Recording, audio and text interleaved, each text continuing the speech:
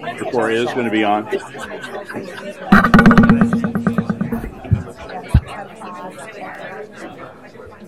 All right. Okay.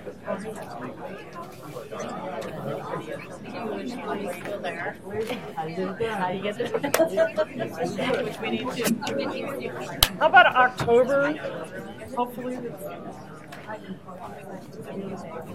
don't want to commit to any more meetings. If I lose one, I gain one.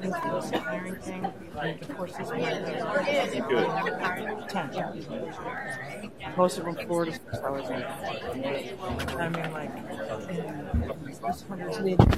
the minute agenda on Monday. So my number 1.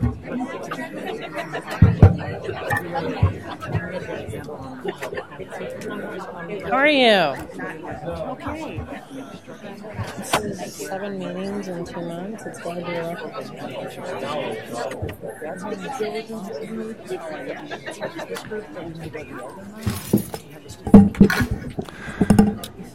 Good morning, ladies and gentlemen. It is 9:01. It is Friday, September 22nd, 2017. I'd like to call this meeting of the Arizona State Board of Education to order.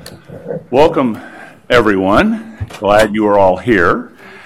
We are hoping that this is a relatively short meeting compared to some that we've had lately. The order of events here in the preface is going to be, we're going to ask Pastor Stanislaw to give the invocation, and then we'll ask Member Wellborn to do the Pledge of Allegiance.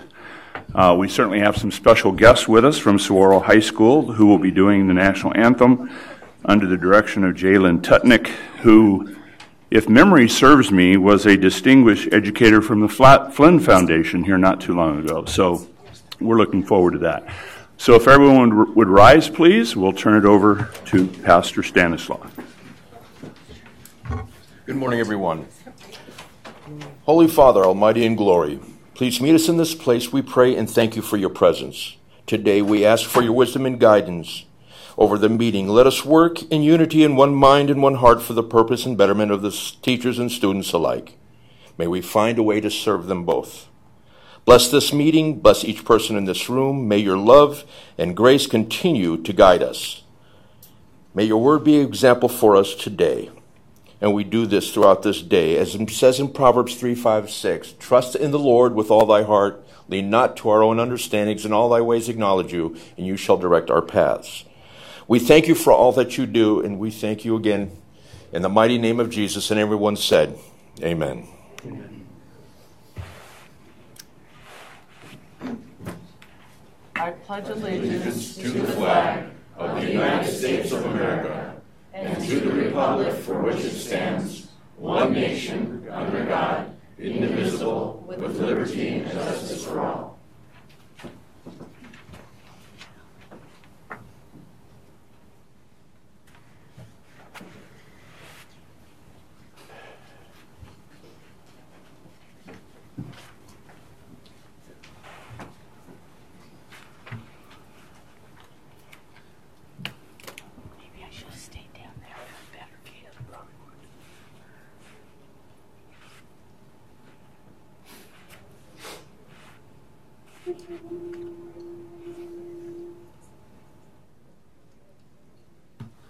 Oh, say, can you see by the dawn's early light what so proudly we hailed at the twilight's last gleaming, whose bright stripes and bright stars through the perilous fight o'er the ramparts we watched were so gallantly streaming, and the rocket's red glare, the bombs bursting in air, gave proof through the night that our flag was still there.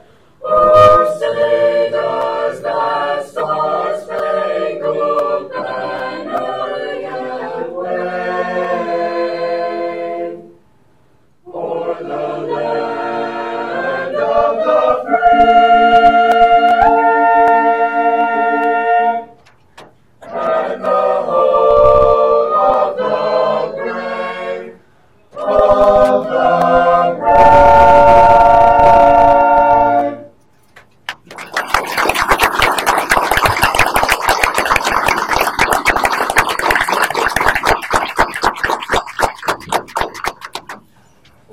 Ladies and gentlemen, please be seated.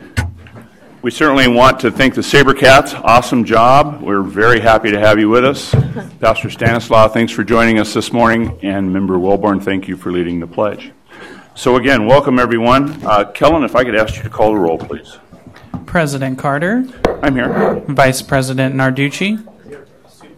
Douglas. Present. Member Baker. Here. Member Chang. Here. Member Kaur. Member Kay. Here. Member Mack. Here.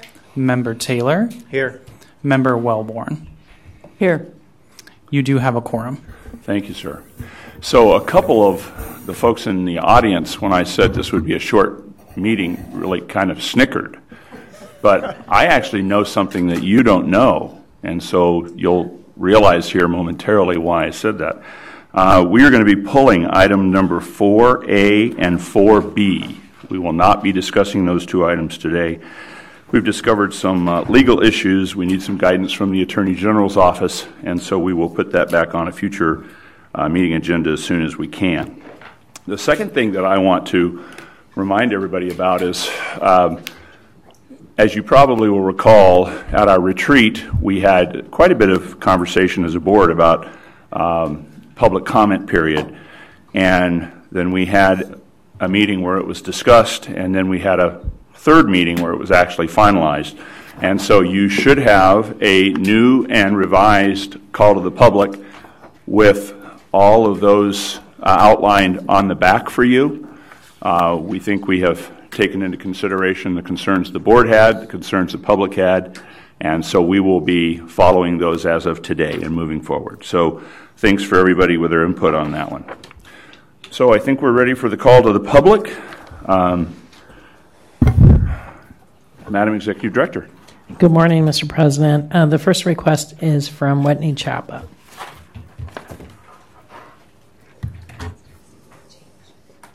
Good morning. Good morning, President Carter, Superintendent Douglas, members of the board.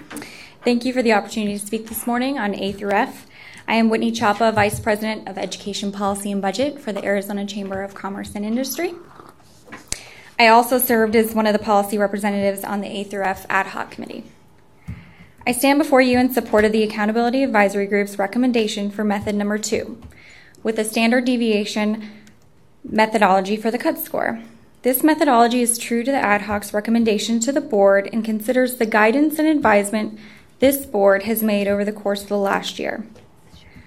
As we have seen through this process, accountability is hard, and building a system that appropriately measures the impact of a school on student achievement is a balancing act that includes value signaling, policy decisions, and statistical modeling to ensure sound results and arrive at the final product. That product being a transparent representation of the quality of a school and preparing students for a meaningful and productive life after high school. Through this process, the Arizona Chamber has continued to advocate for a model that emphasizes both proficiency and growth, with a focus on growth in the early grades to recognize that students arrive at school with varying degrees of preparation, and it takes tremendous effort and even multiple years to catch a student up to proficiency. Proficiency is only a small snapshot of an amount of content that the student may or may not have known when they first attended the school. With growth, we're looking at how much more a student knows when they're tested on new, higher standards that increase each year. Emphasizing growth in the formula ensures that all students are receiving the best education for them and not just good enough to meet that year's grade level standard. In the end, it will be proficiency and achievement well above the minimum expectation on a set of standards that prepares students for economic viability. Our accountability system must be honest and transparent about that. While there's always room for improvement and continued discussions, the recommendation before you is valid and appropriate model, and I encourage your support. It is evident that there are many ways to measure growth, and so I would also encourage the board to dedicate time, whether it's through a study session or a separate subcommittee, to review your options for measuring growth and evaluate their impact and correlation to attaining, sustaining, and surpassing proficiency. That's all. Thank you. Thank you for the comments. Our next request is from Kate Godfredson.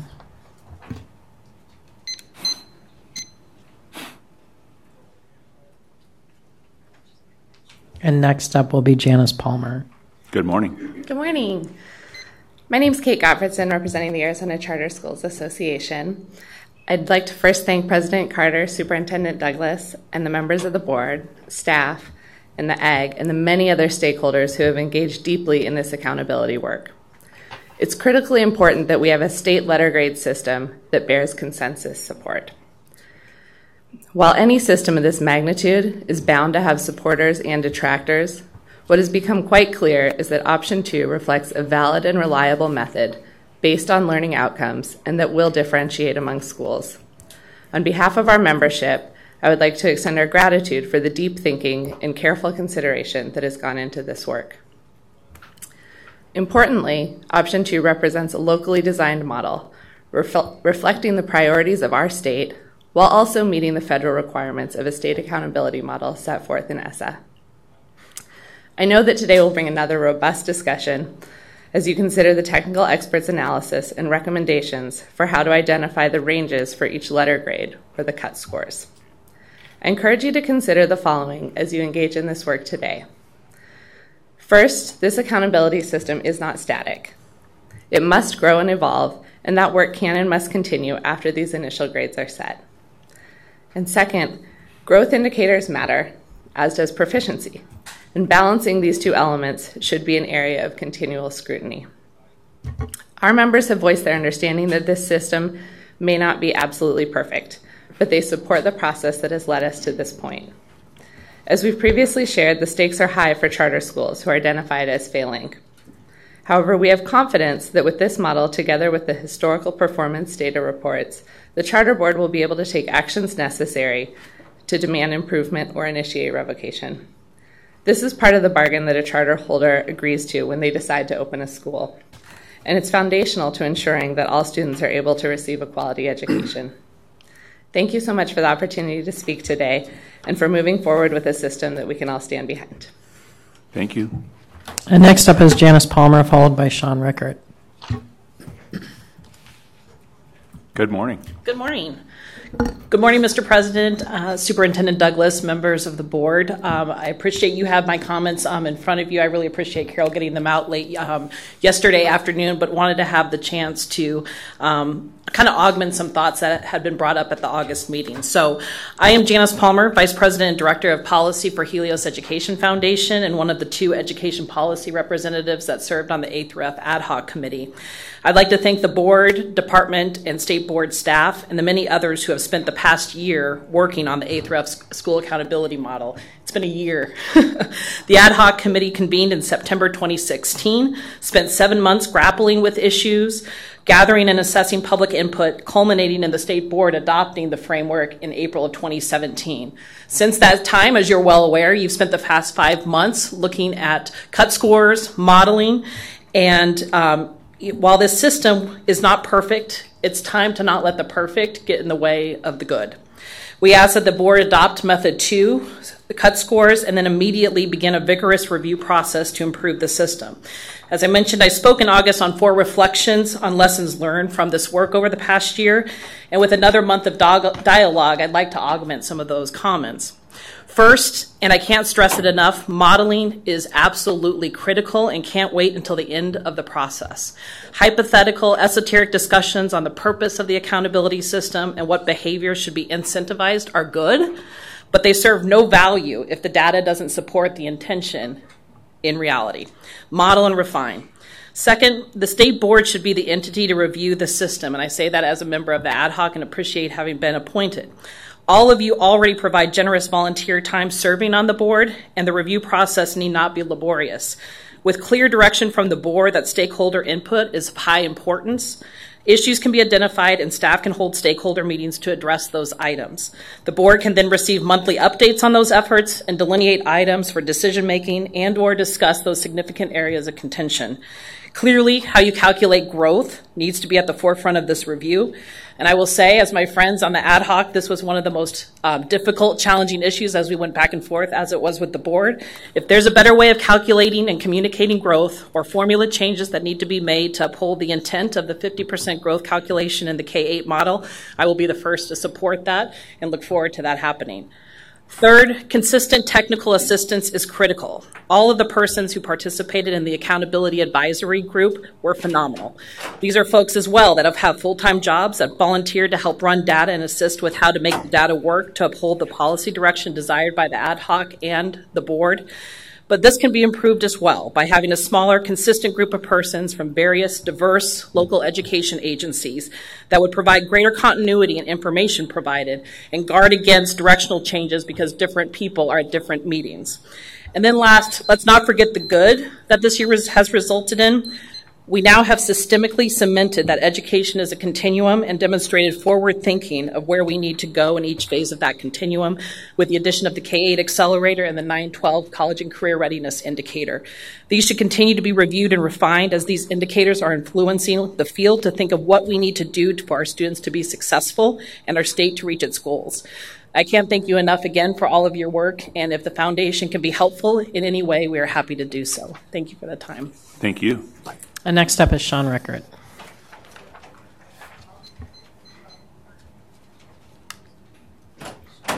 Good morning, sir. Good morning, President Carter, Superintendent Douglas, members of the board. My name is Sean Rickert, and I'm the superintendent at Pima Unified School District out in Graham County. I've, over the last year, had the opportunity to participate from this side of things in a lot of the discussions about ADAF accountability. I've also, because of my familiarity with it, participated in lots of discussions with other superintendents about ADAF accountability. And so, first, let me just say, there is a general sense among superintendents that every parent wants to send their kid to an A school. And an accountability system that limits the number of A schools to a fixed percentage would have the same, would have a negative impact on the ability of that to happen. In much the same way that if the health department said, okay, we're only going to take the top 5% of restaurants and those are going to be A's, and then we're going to have a percentage that's B's and a percentage that's C's and on down the line, well, gosh, if you're a restaurateur in Arizona, that might negatively affect your attitude towards the whole accountability system. With that said, I understand that there is a need to differentiate, and that's one of the things that the ad hoc committee spent a lot of time looking at was, do the measures that we are putting in place differentiate between schools at one end of the spectrum and schools at the other end of the spectrum? And we need to be able to draw lines there that have meaning for various stakeholders. With that in mind, doing so in a way that is transparent has great meaning. And using a mathematical formula as opposed to a natural grouping formula or another more subjective way of doing things is preferential. The other thing that superintendents often talk about is that there is a need for transparency in this system. We want a system that's easy to explain to parents, it's easy to explain to teachers, it's easy to explain to communities when we get a grade and we have to explain why that's the grade we got. Now, with that said, almost the opposite of that transparency approach would be the weighted weighting that's built into the growth side of the measure. When you've got weights of weights, that becomes difficult to explain to people why we received the growth score that we received. And I would encourage the board as they look forward to iterations down the road of this ADAF accountability system to clearly put in the parking lot the need to consider an approach that maybe is based on scale score movement of individual students. So thank you very much for your time, and I appreciate your efforts. Thank you. Mr. President, that's the end of the request. Okay, very good. Thank you. So we will move on to item number 2, which is a study session, presentation discussion regarding setting cut scores for A to F school accountability letter grades. So Dr. Schmidt. President Carter, members, we distributed information that we received from ADE in connection with validation of the Ag Recommended Method 2. and I believe Dr. Fletcher is available to present that information to the board. Good morning, Dr. Fletcher. Good morning, President And Carter. Vice President Narducci. Mr. President, before Dr. Fletcher begins, can I share with the board an observation that she gave to me the other day? Would you please? Yes, that she found out she was pregnant, went through a pregnancy, gave birth, and her daughter is now 6 months old while we're working on A through F. And it was, for some of us, it was just a marvelous experience. For some of us, maybe not so much. I just thought it was interesting if you put it in the context of time, right? That really makes time an interesting observation. Anyway, good morning, President Carter, Vice President Narducci, Superintendent Douglas, members of the board, Dr. Jennifer Fletcher, Chief Accountability Officer for the Arizona Department of Education. We were tasked with validating AG's Method 2. So for consistency purposes, I realize people are probably like, what is Method 2? Where happened to Method 1? Right? I kept it called Method 2, so if people look back at the prior meeting, they'll know what Method 1 was versus Method 2. But for your own memory refresh, Method 2 was new weightings on SGP, new weightings on SGT with the addition of the third at or near column on SGT. That was the change for K-8, and that change also occurred at 9-12, and then an additional grad rate improvement calculation. Okay, but we'll get into those details here momentarily. Dr. Fletcher, just yes, if I can add, and that was not done at your discretion, that was done at the direction of the board. Correct. So we greatly appreciate that. Thank you.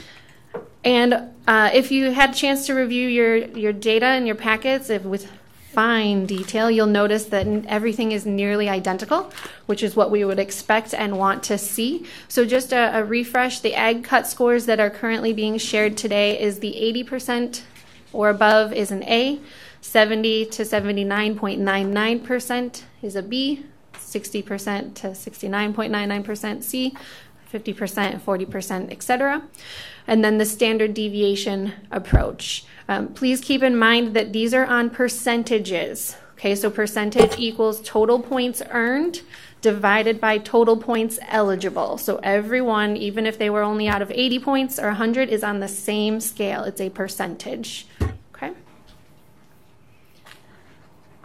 All right, again, here are the details. I just thought it would be helpful to put the models back up. It's been a long time since we've talked about the entire model. So 30% on proficiency. The board did vote. I apologize, I don't remember which meeting, but we had the stability model and then a 1-year FAE calculation. We take the higher of the two. We have the growth 50%, again, the new SGP weightings, new SGT weightings plus the additional category to SGT. ELL remained consistent at 10% and acceleration readiness remained consistent at 10%. Okay. Let's start with our poverty correlation. These numbers were nearly identical to what AG presented to you at the last meeting. There's always going to be a negative correlation to proficiency. That is the reality that we live in, right? Such that schools that have higher poverty tend to have lower proficiency rates. Okay. Growth, those new weightings of SGP and SGT, as you can see, have done an immense job at reducing the correlation to poverty. It still exists, but a 0.2 is incredibly small, as you can see, compared next to a 0.8, right, with proficiency. And again, percentage overall has a negative 0.5 correlation because there is still that high proficiency correlation, right? So we're never going to completely diminish it. It's going to exist. But I think the technical committee and ad hoc and the decisions they have made have done a good job in doing their best to minimize it with the system that we have in place. Again, for consistency purposes, and I personally liked the color charts that Wendy, Ildy, and Joe had presented to you. Here is your letter grade impact based on the two different cut scores. Again, this is nearly identical. I think we may be 1% different on an A, but overall, nearly identical to what you saw last week with A. Okay, so 80, 70, 60% on the left, standard deviation on the right. I'm sorry, Mr. President, just to interrupt. I think Dr. Kaur may have joined the meeting. I have. Good morning, everyone. Good morning, Dr. Kaur. As we go, if you have comments, just let us know, please. Thank you so much. One thing I did add to all of these slides is you'll see it's a little footnote at the bottom there.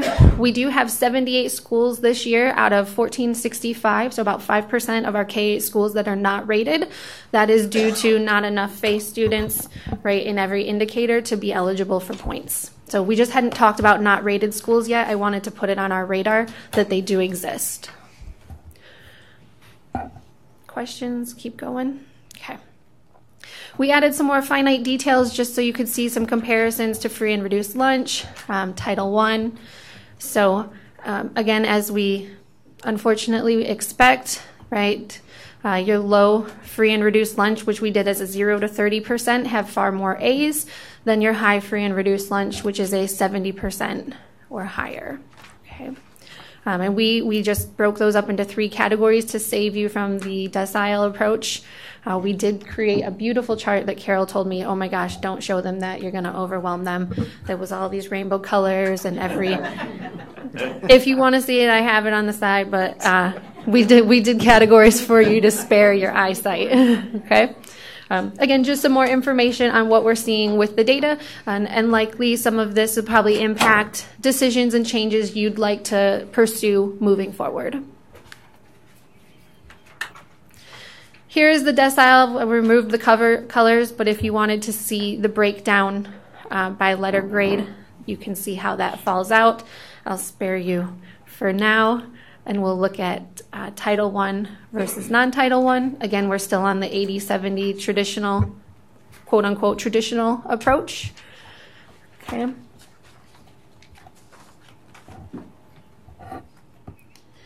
And then our beautiful common performance chart for the traditional cut score approach. You'll see now the major change in K-8, right, was on our growth category. So you'll see we have the range up to 50 points now.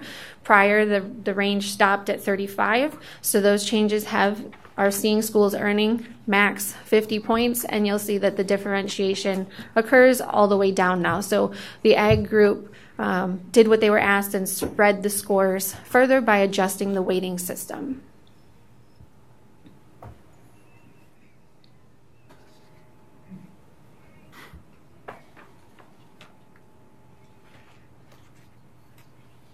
Okay, and then same charts. So I'm a broken record today. Same charts, just with the standard deviation approach. There aren't too many differences, just a handful of percentage points that differ on A's, B's, C's, and D's. So roughly these are going to look the same as what you just saw. Again, broken out by deciles in case you need it. Title I versus non-Title I. And your common performance.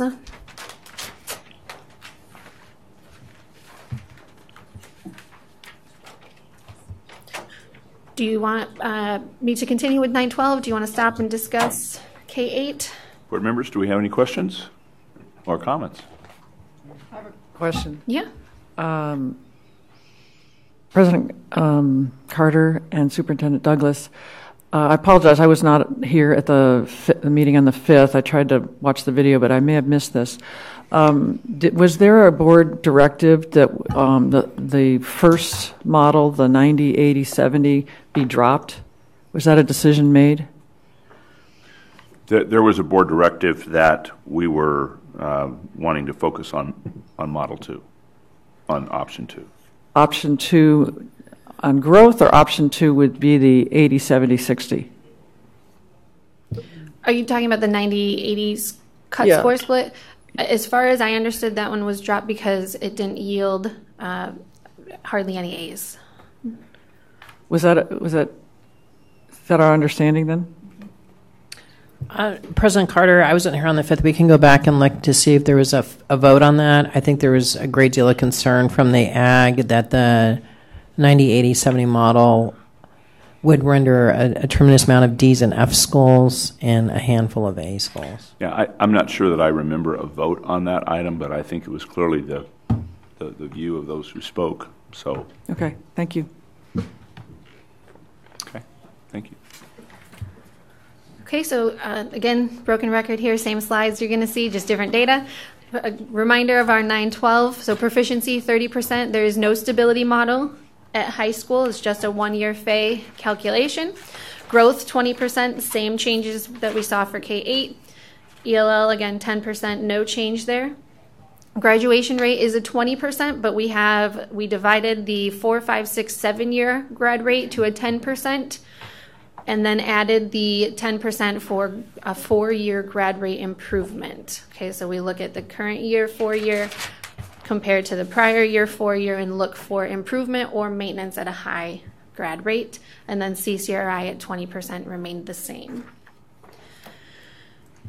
Comparison to poverty, again, we have a negative correlation for proficiency, as we would expect to see.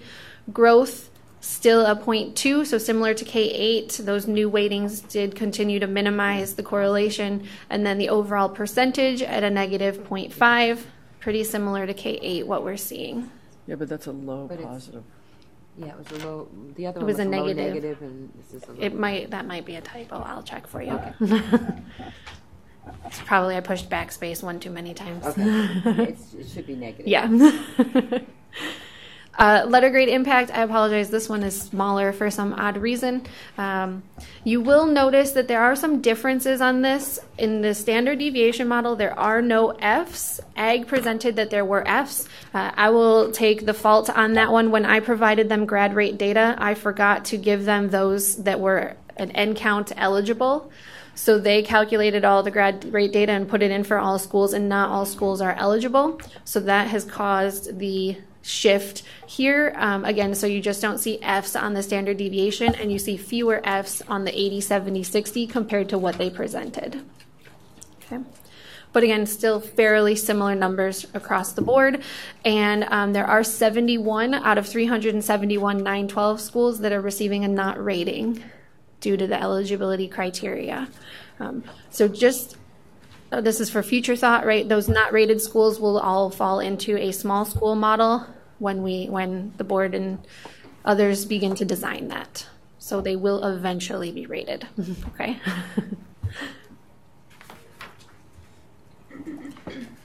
Again, comparison to free and reduced lunch. As we saw with K-8, your low free and reduced lunch have higher letter grades compared to your high and free and reduced lunch. Your deciles in case you want the detailed data. Title I versus non-Title I.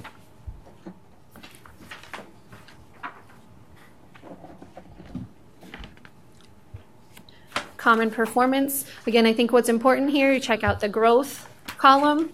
We've differentiated the points now and the range, as well as the grad rate. Before, everyone had a mean of 19, whether they were an A or an F.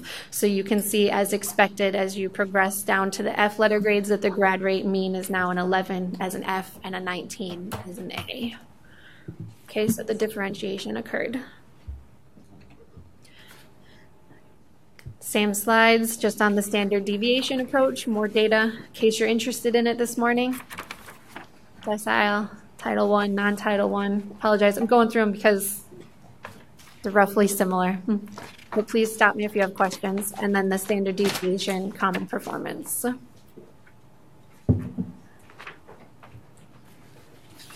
So if I can sum up, the good news is what Ag presented, we have nearly replicated, just some minor tweaks at the 912 due to my inability to quickly share the additional data column. But otherwise, what Ag presented is pretty much what you're seeing from ADE's data. And hopefully that helps you to make decisions for Monday and moving forward. So Dr. Fletcher, you asked a couple of questions if I can. Attended the Rural Schools Association conference last week in Flagstaff, which I thought was excellent, by the way, but had several rural educators ask questions, and it all had to do with the transparency issue of how do we explain this to our boards, our community, our parents, and I've kind of related it to it would be nice if you had 30 minutes or an hour to sit down with people and talk them through the process. But in reality, we normally have about 3 to 4 minutes as we're checking out of the grocery store. So if you had 3 minutes with a person who probably had almost no foundation in this, how would you explain the difference between the 80-70-60 model and standard deviation? Oh, President Carter. Sorry. And that's how I basically responded. Like, you want me to do what? Yeah, what's my elevator speech? Oh, man. Well, I think the 80-70-60, the easiest explanation for that is it's a traditional system as people would understand it, right? We know from being school children that grades are usually 90 and above, 80 and above, right, equals something. So I think that one is a easier system to explain. That doesn't mean it's better. I'm just saying it's easier. The standard deviation is a little bit more complicated. I'm trying to go my most layman's terms here. The person with the least stats knowledge, you're going to probably start with, first we take an average, right? Most people understand what an average is. And then we look to see how far away are the schools, right? How far away is the standard school? We take that number and we add it to the average. And then we take that number and we subtract it from the average. And we do that up and above and below to create categories. Actually, that was a lot less than 3 minutes. Well, so that. But did it make sense is the important part. Well, I guess time will tell us that. So here's the follow-up question then. So with standard deviation, I mean, with the 80-70-60, you've got a score. I mean, people understand what 80% is. Yep. But what's the score for a standard deviation? Well, and that's why maybe this will simplify it or help. Personally, while we know we're using the standard deviation approach, and that will be in the business rules, what you'll show is that 85% or greater is an A. You'll convert that to a percentage. You'll say 70 to 84.99% is a B. So you're still setting a percentage. We just used a standard deviation approach to do so. So actually, anytime you're having those conversations, it's really nice to have that type of a visual so they can kind of see it. Well, and that's, I know Ag did it as well, but we thought it'd be helpful to break it out. So it's really 85% compared to an 80% is your 912 decision here for standard deviation, right? It's the difference. But you would share the percentage, and in the technical users rules, for those folks who are interested, they'd know how we set that. We set that using a standard deviation. For the average parent, you'd probably just say 85% or above is an A. Well, I started to tell the administrators, let me just give you Jen Fletcher's cell number, and anytime you're... There you go. You just call her. But I didn't do that, so we're good.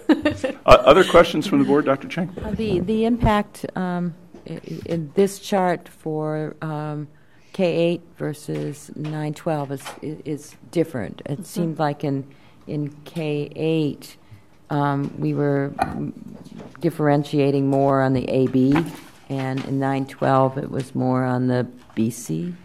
Is that just how things fell out? Mm-hmm.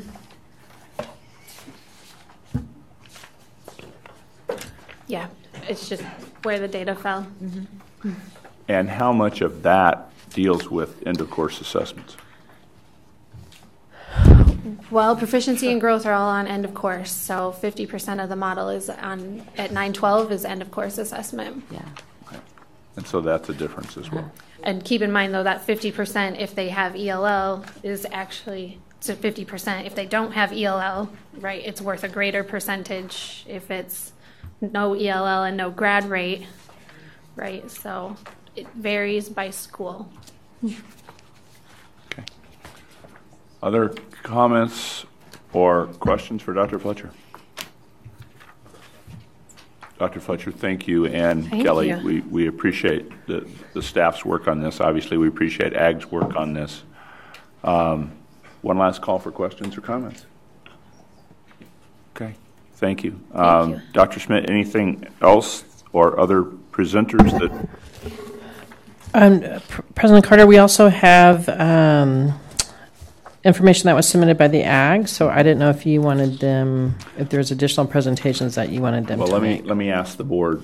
Would you like someone from the ag to kind of talk you through items, or would you just like somebody from the ag to be available for questions? What's your preference? To hear from them? Okay. All right. I'm hearing some consensus around that. So, ladies and gentlemen, come on up. This one? Yeah. Here, Joe, let me help you. Maybe not. Double click. President Carter. Yes, ma'am. And Superintendent Douglas, is it feasible to request that in order to help us understand AG's presentation that we focus specifically on areas where they can enlighten or elaborate on what we've already heard rather than just repeating the same kind of information? I think so. So, Cal, I know you had, is there a specific item that you want them to cover? You want them to go through an entire presentation? Exactly what Member Wellborn just because said. we've all done our homework here, I believe, and we understand how things are being calculated now and determination, but I believe the ag might have their own thoughts on particular pieces of it that might expand our understanding of options and how to interpret the information. Okay, we can do that. Please proceed. Okay, so we didn't do a lot of analysis, so we're here to kind of clarify, so that makes sense. I do just want to say, this, you've heard it's been a long process. I just want to make sure everyone knows we looked at so many models, scores of models. We looked at the Florida model. We looked at variations on the Florida model. We looked at scale score band models. We had pantyhose charts, which so many different bands that it looked like a pantyhose, the back of a pantyhose package. Performance level change, scale score change, all kinds of weights, 40-40, 35, 45, 30-50. We did floating weights. We looked at capping points, not capping points. A lot of things have gone on in the last 6 months, and I didn't always appreciate Carol as much when she said trust the process, but we've kind of trusted the process, and it's gotten to where we are today with the weights, the components, and everything. So let me go down to the growth weight. There isn't much to talk about here, but I do want to clarify a couple of things if that's okay. We did add on growth to target, instead of a binary, you hit it or didn't, we added a at or near, and someone asked, well, why isn't it just at the target or above? It was plus or minus 10 points. There's measurement error, and so that's adjusting for a school that might be close to the target, and just because of measurement error didn't hit it. With growth to target, I do want to emphasize it's not the same as SGP in terms of 1/3 are in red, 1/3 are in the middle, and 1/3 are at the top. With growth to target, if you're at or near the target, you've got points. The only people who get 0 points are highly proficient students who go to below proficient, not even staying in highly proficient. It's proficient students who are on track to go below proficient. So we're not doing well by those students because they were proficient, and the data suggests they're going to be not proficient after 3 years at your school. And those students who are partially proficient or minimally proficient and who are not on target to get to proficient in 3 years. We might want to make that 5 years in the future, but the software now does 3 years, so that's why we're doing 3 years. So growth to target is a little bit different. Also under under SGP, every school got SGP points. So even though some students didn't get points, every school got at least some SGP points. So it wasn't like we had no school that got no SGP points. So I just want to make that clear. Okay, so our growth recommendation was method 2, as we talked about. And when it came to cut scores, I don't think you did vote on eliminating 90, so we had that in our presentation. We don't recommend it, but we thought it was a little too many D's and F's, but that was a possibility. Okay. So we focused on the 80-70 and the standard deviation approach, which we've already talked about, so we don't have to go through that. basically, when we talked about what it came down to is you have to make a policy decision is what best meets your definition of an A school. How many A excelling schools do you think there should be? You get different results depending on which approach you use.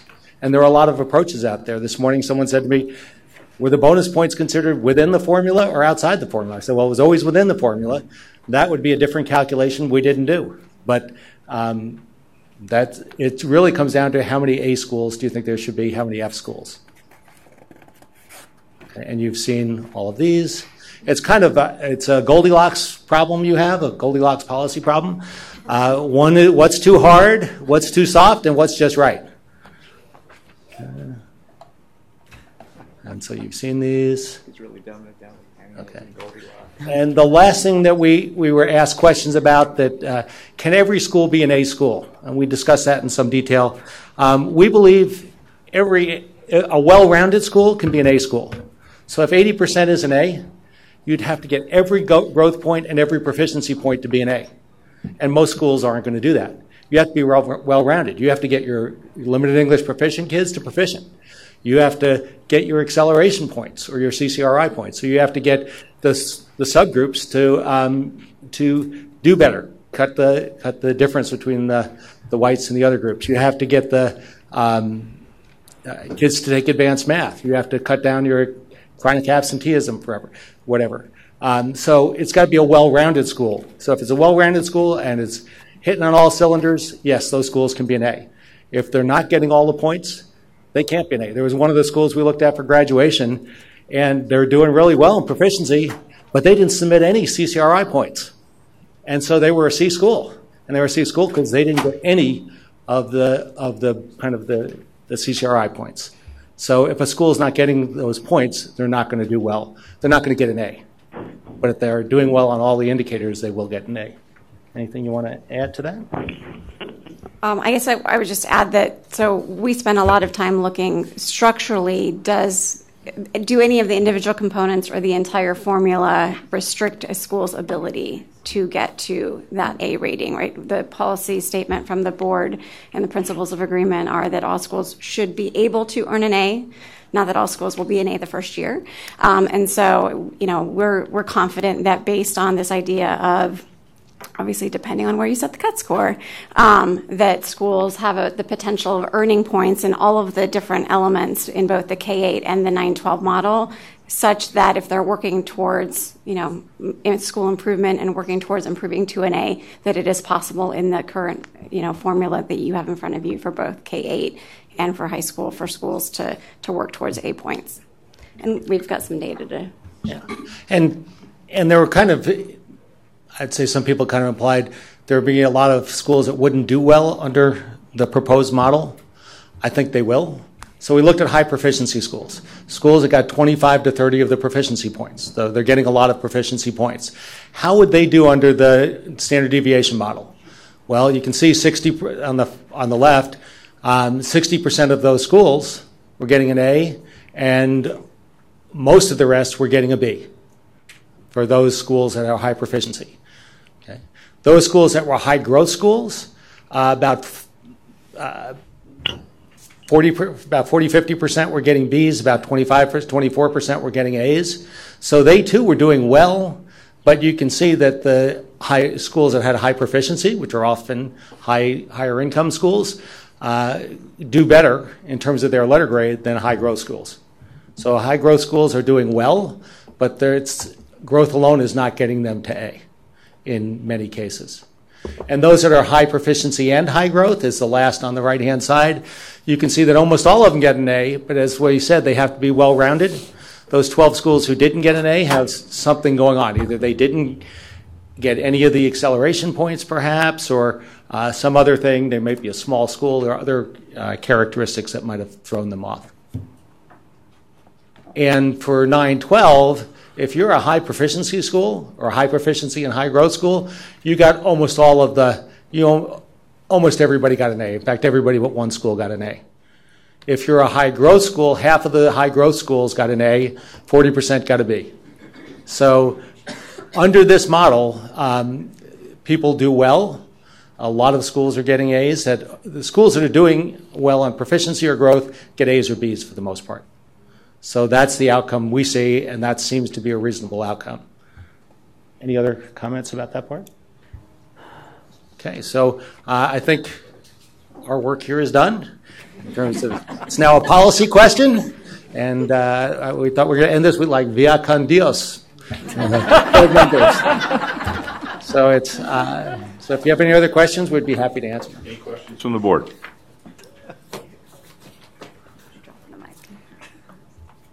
Okay, thank you very much. Thank you. Okay, board members, comments or questions? Dr. Schmidt, any other presenters? President Carter, no, not in regards to this agenda item. Okay. So we can do a little roundtable as we did last time if you want to, but if not, that's okay too. Any other comments? President Yes, Carter? sir. You're fishing there, so I'll step in here. So a couple of comments. One is obviously the AG's done some great work, and want to express appreciation and thanks for that. And so I think we have as good options as we're going to get. We need to move forward. Just getting to the point, I'm comfortable staying with method 2 and standard deviation. I've thought a lot about this and talked to a lot of people about the 80, 70, 60, 50. That's where I was leaning the last time we talked about this. I think I'm more comfortable standard deviation, although I can go both ways. But here's a couple of thoughts on that. I didn't know. Number one, we have to define A as an excellent school. And with the standard deviation model, it's 85 at 912 or 86% or above, would be that cut score. So I think that's probably more aligned with the definition of an A school than the other model is. Number one. Number two, it has to be explainable to the rank and file, the parents. That's where I struggle with the standard deviation, but I think I found a way to express it a little bit. Just forget the word standard deviation. I mean, we understand that's how it came from, but they're really 15 points apart at the 912, and they're 12 points apart at the 8. They're 10 points apart in the other model. So that's how I'm going to explain it, however model we do. So that's the second point. I guess I figured out a way to explain it so someone can look at it and say, oh, okay, well, that makes sense, even though there's a lot of math and statistics behind it. So I think those are the two things where I'm leaning right now. I'd love to hear everybody's conversation on it, but method 2, standard deviation, I'm more than comfortable moving that forward at our meeting on Monday. If there's other thoughts, the board wants to go the other way, I think there's some merit in that as well and being even more explainable. But Mr. President, those are my thoughts just to kick off the discussion here. Okay. So I think what we're going to do is just go around, and if you want to make comments, you can. If not, then that's okay. So, Dr. Kaur, I'm seeing an empty chair, but I know you're on the phone, so we'll let you go next if you have comments or questions. Thank you. I would also echo some of the earlier remarks and thank folks for providing just a great deal of data that for me as a relative newcomer to the board and someone not steeped in K-12 education brought me up to speed in a very logical and understandable way. So I thank folks who pulled all that together, including staff. I also a comment was just made about as we try to explain this, staying away from mathematical terms like standard deviation and whatnot, and even method 2. I think that does little to help us explain this to people. But if I what appears to me at this point is that method 2 with the standard deviation is the appropriate path to take. I think we also have to make it very easy to understand for our folks in the school systems, meaning as you plug numbers in, they need to understand how they're being ranked and graded, and if they were to change this factor, what that would look like. We need to make it easy for them to plot a path forward to getting better by making it as understandable and user friendly on the school district level as possible. Thank you, sir. For the opportunity to comment. Thank you. Cal, anything? Nothing more to add. Okay, Janice. I would just echo, I think I would agree, method number 2 and the standard deviation is probably looking at the means and the comparison and the points in comparing the 80, 70, 60 common performance with the standard deviation common performance.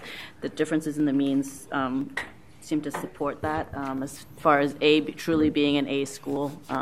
And I would just echo a lot of the public comment earlier that I'm looking forward to seeing what the future brings. And we all know that modeling is critical, and just echoing some of those comments, I think. And thank you for all the technical assistance throughout this process and all the work that has been put in. Mr. Vice President. Thank you, President Carter. I just want to thank Dr. Fletcher and ADE for your clear communications today, as well as the AG. And I appreciate both of you talking out the abbreviations and the acronyms. I was telling somebody else the other day, I'm in a field of acronyms, being in environmental law and natural resources, and my clients get confused when I talk in acronyms, and this has been a whole new ball game for me with all these acronyms. So I really, or abbreviations, and I appreciate that discussion during your description. Thank you. Thank you. Madam Superintendent. The only thing I would really add, and I too struggle with the concerns about how do we make this understandable, and I guess there's a part of me that perhaps thinks that what people will really look at is what is that letter grade, and possibly, especially parents, not dig into the weeds. But one of the things that I've heard, and I'd like to share with the board as I've traveled around Arizona, and obviously in the last couple of listening tours, I've gotten a lot of questions about the A through F. What direction is it going to go? What's it going to look like? And what I'm hearing from our teachers and our administrators is this question of how are we really going to understand, and this is a rhetorical question, how are we really going to understand from this what it takes to improve and become better? And given that something I think, I mean, it's been in the back of my brain, but don't really think about that often, is we're talking about a letter grade being assigned really for last school year, and they're already well down the road in this school year, and it's almost too late for them to plan to make major changes. So it is what it is, but that's just what I'm hearing as I'm out there. So, and again, if I could just add on that, I'd like to thank AG for their work, appreciate all they've done, all the people who've put so much time in there, and to Dr. Fletcher and my staff, I'm so blessed by the people that I work with, so thank you for what you do. Ms. Kay? Thank you. I also want to just express my sincere appreciation and thanks to the AG, Dr. Fletcher, board staff, and members of the ad hoc committee. Just a tremendous amount of work has gone into this, and in the 5 months since I've been on the board, the amount of time, dedication, and very quick turnaround that the AG has provided on key questions has truly been amazing. So thank you for that, and thank you also to the many people I have spent a lot of time talking with, trying to understand this and to get to a level of comfort with where we are. At this point, I am quite comfortable with Method 2 and the standard deviation model. I appreciate that this model acknowledges appropriately highly proficient performance, but it also acknowledges, values, and rewards the high growth of our schools that are doing tremendous work as well. So again, I support the Method 2 standard deviation model, and then also want to just reiterate those talking points I think are key. I think that's incredibly valuable to schools and to the community. And I am looking forward to the refinements going forward. And as Member Mack suggested, I think the modeling is hugely important early on and throughout the process. Thank you. Wellborn. President Carter, Superintendent Douglas, members of the board, I'd like to reiterate my thanks to the folks in AG and ADE for all the hard work you've done under very tight deadlines. I've learned an enormous amount around statistics that I never thought I would understand. So I just want to thank you for all the hard work you've done. You've helped make our job a lot more navigable, so thank you. At the risk of toppling the apple cart, I've only been here since May, so I was not part of the year before when a lot of the thinking and process was done that set up the A through F framework and the values that we wanted to see in it. But I just need to share a few thoughts that I have about where we're at and what we're trying to do. I really believe that we have a proficiency challenge in this state. Just the last AZ merit scores, which if you just look at one side of it, the ELA scores, in third grade we have 56% of the children not passing. In eighth grade we have 66% of our children not passing. And in 11th grade we have 75% of our children not passing. This is just ELA. So they're very high non-pass rates, and they're going in a downward trend. And yet we have very ambitious goals. If you go back to ESA, for out to 27, we have very high goals. And sometimes when the goals are so far off down the path, you lose track of what that means today. So I kind of did a little estimating and said, well, let's just take ESA and set 5-year goals. You know, what if we kept in pace with what we said we would do in ESA, what would that be? And it would mean that in third grade, we need to change our pass rate from 43 to 57%. This is ELA again. In eighth grade, we need to go to 34% to 51%. And in 11th grade, we need to go from 31% to 48%. So that's an average of 14 to 17 points that we have to improve over 5 years, which gives you a range of approximately 3 points a year at every grade to catch up to ESA. So my overriding assessment of where we are is that we're not there. And we have a lot of hard work in front of us to get there so we can improve the proficiency level of our students, which, in my view, is the ultimate gain. Yes, growth is very important because we have students that come in that are 2, 3, 4 years below grade. But in the end, by the time they graduate, we need proficient students, and we're not there. And I'm also concerned with the overriding message that we're conveying in the scheme we pick. So we have a cut score scheme that would give A and B grades to 54% of our K-8 schools and 47% of our high schools. My belief is that that conveys the wrong message. That, to me, says we're doing pretty well. So my position is to go back and look at things. I would be more in favor of the 90-80-70 model, and then I would adjust it and add another level for a D- category so that it would catch those that are between 50 and 59%, and then you just have 10% in that group and then another 3% in the true F group. I'm a little concerned when I hear that this 90-80-70 model was dropped because there were too many Ds. Well, maybe we have too many Ds. Maybe that's the reality that we need to deal with.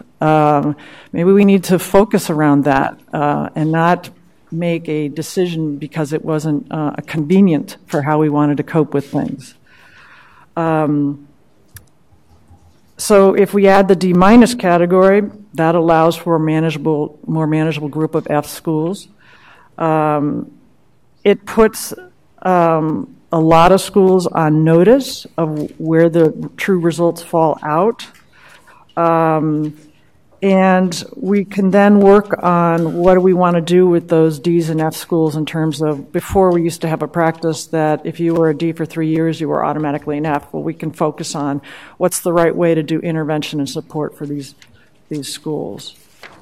One last area here is that this message should be about we have higher standards, and it's not a surprise that we went through the work of establishing higher standards so that our students would be more prepared for college and career. So it's very logical that kids are going to, when you assess kids against those higher standards, that the performance rating falls. So now is a very timely opportunity for us to say, yeah, our grades are lower than we wanted, but it's logical because we raised the bar on all these students. And so I think it's a time for tough love that says we want to we want to send the message that every school in the state has work cut out for them in terms of improving their outcomes. So I toppled the apple cart. Thank you. Thank you for listening to me. Dr. Cheng.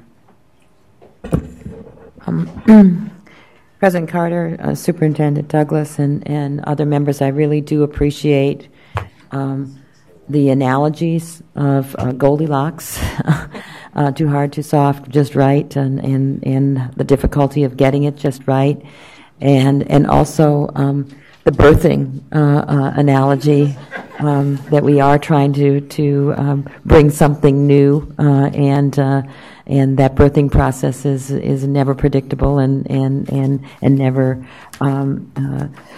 something that you feel comfortable being prepared for. The work that has gone into this is much appreciated. The ag, the staff, all of the people who have come before us to express their views, and I do really appreciate how difficult this is, and have not come down to a particular decision. I'm hoping between now and Monday I will have some kind of opportunity to feel more comfortable. But this is tough work. Thank you. Thank you. Well, let me share a few of my thoughts, and some of these may be a little scattered, but hopefully not. First of all, I was having a conversation with my grandson the other day, and my wife was listening to that conversation. And once Skylar had left the area, I told Linda, I said, I think after this year of A to F, I may need some counseling. And she said, no, you just need to take that boy fishing more often. So I'm looking forward to that after a year of this process.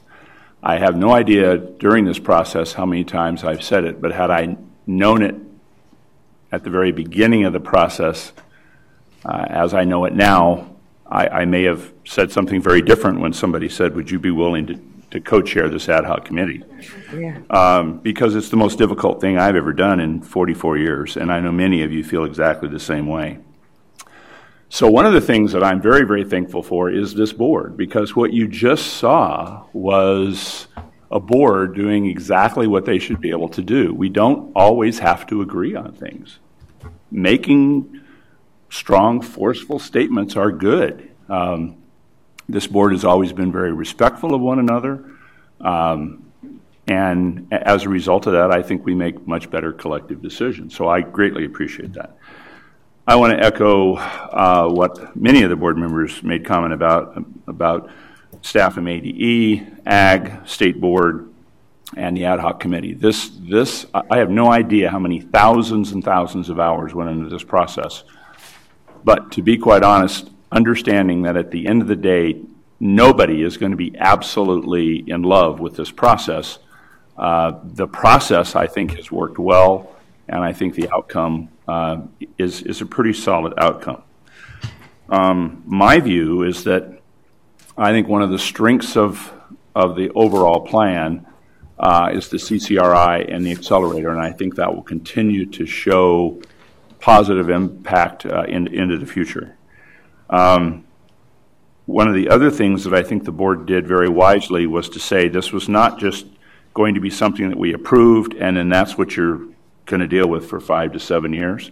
I think the idea we're going to be looking at this on an annual basis is extremely important. I agree with several of the speakers that I think the growth issue is something that definitely needs some more review.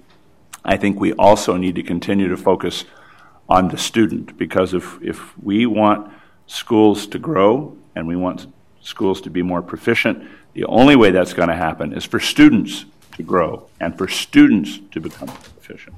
So as long as we keep that as our basis of analysis, I think we'll be in pretty good shape. One of the reasons that you have an A to F system is to differentiate schools. And I think we can argue all day long about what that should look like, but clearly I think that this model will certainly do that.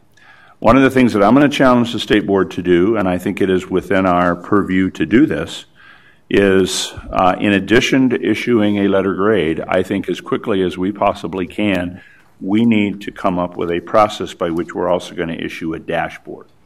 And maybe that's a year out, I don't know.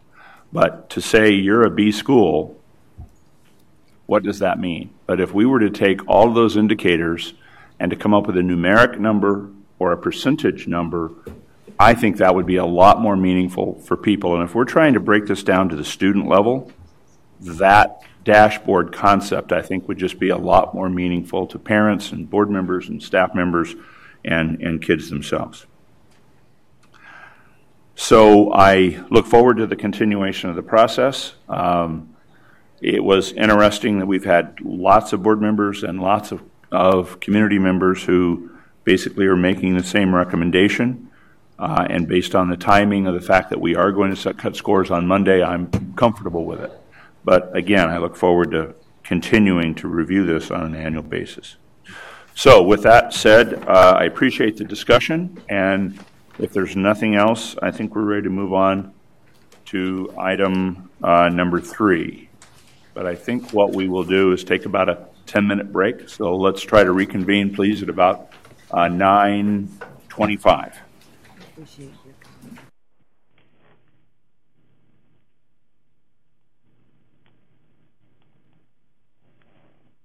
I'm sorry. 10:25.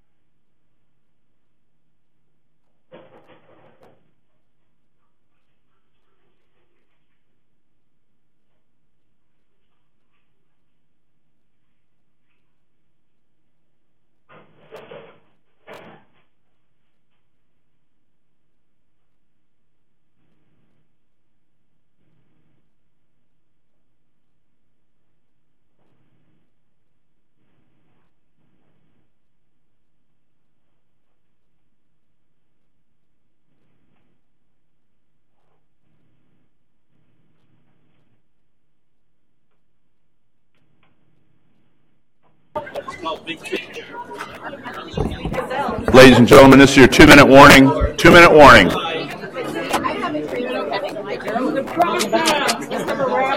That's right. I'm sorry I missed you last time in August. Nice to also the same for the name. I haven't talked to the board about that. Why did you do that before? I can say that. We'll find out with everybody else. Right, I think, especially on the low side, I think there will be pretty interesting. Appreciate it. I don't know. That's it. Let's try and have. You missed him. I know you just took a selfie. Oh, did you? That's good. Oh yeah, that's good. The purple group. Yay.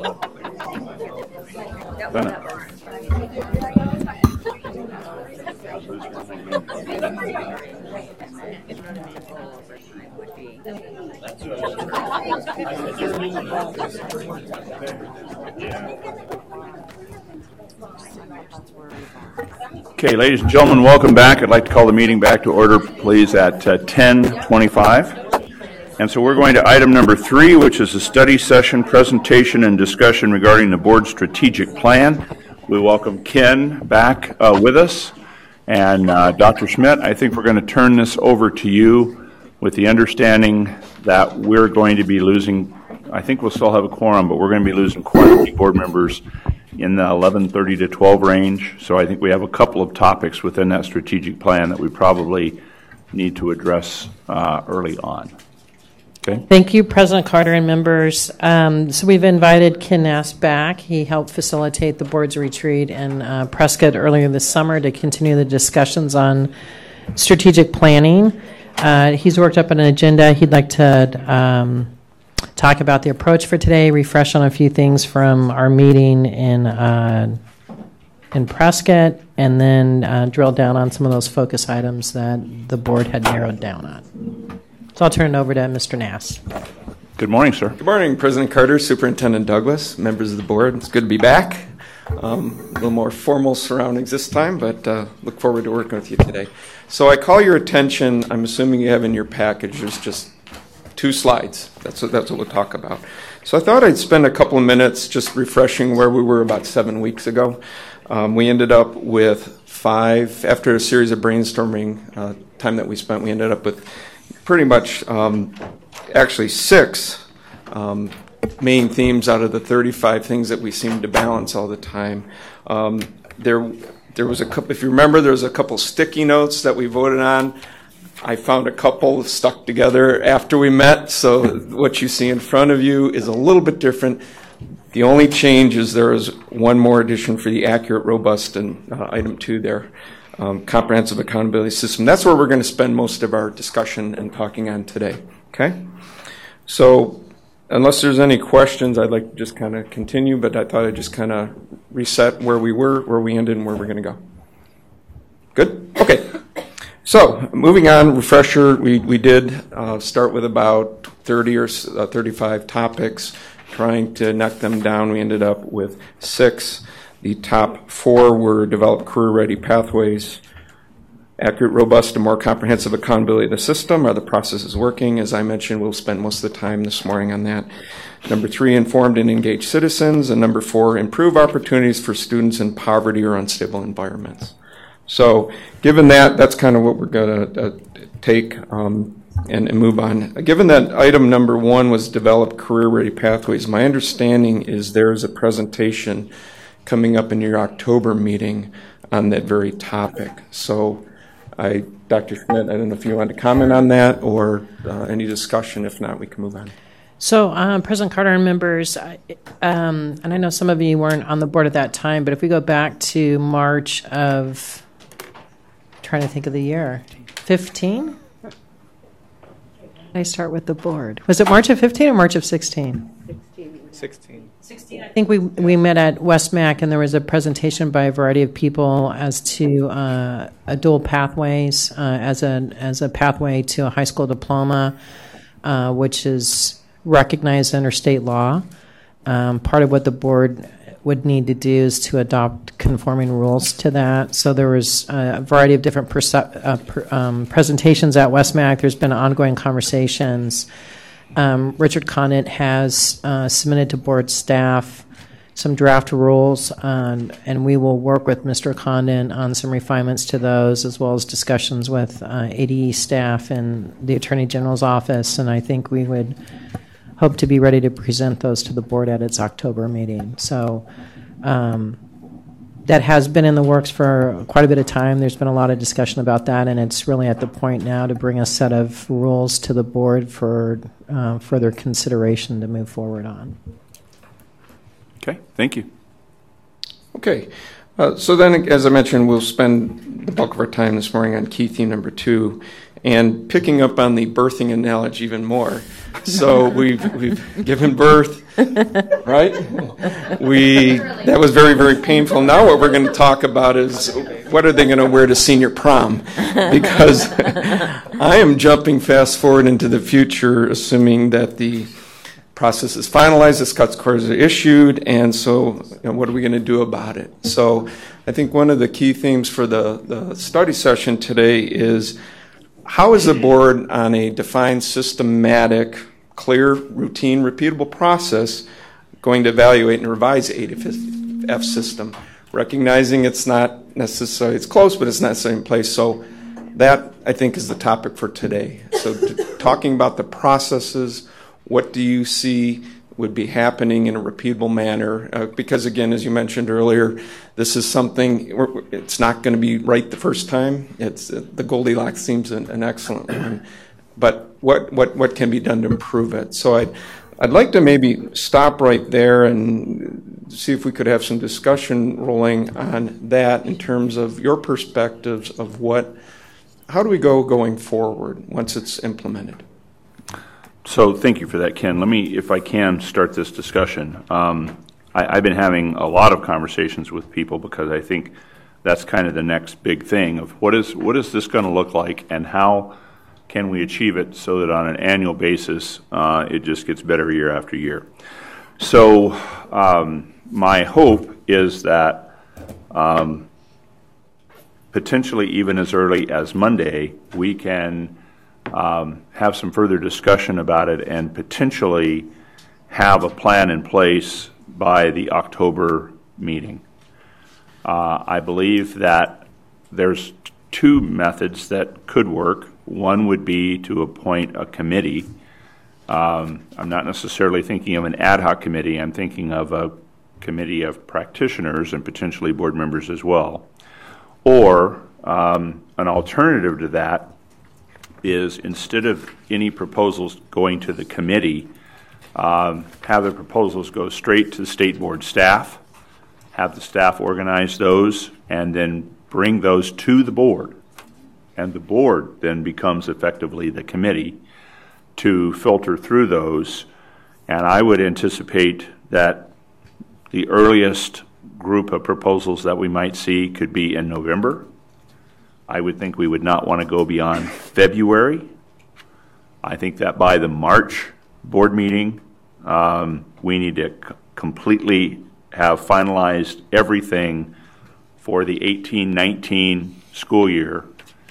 And if we kept that window where we were looking at proposals from November through February, and we always finalized by March, that would be much more meaningful for schools.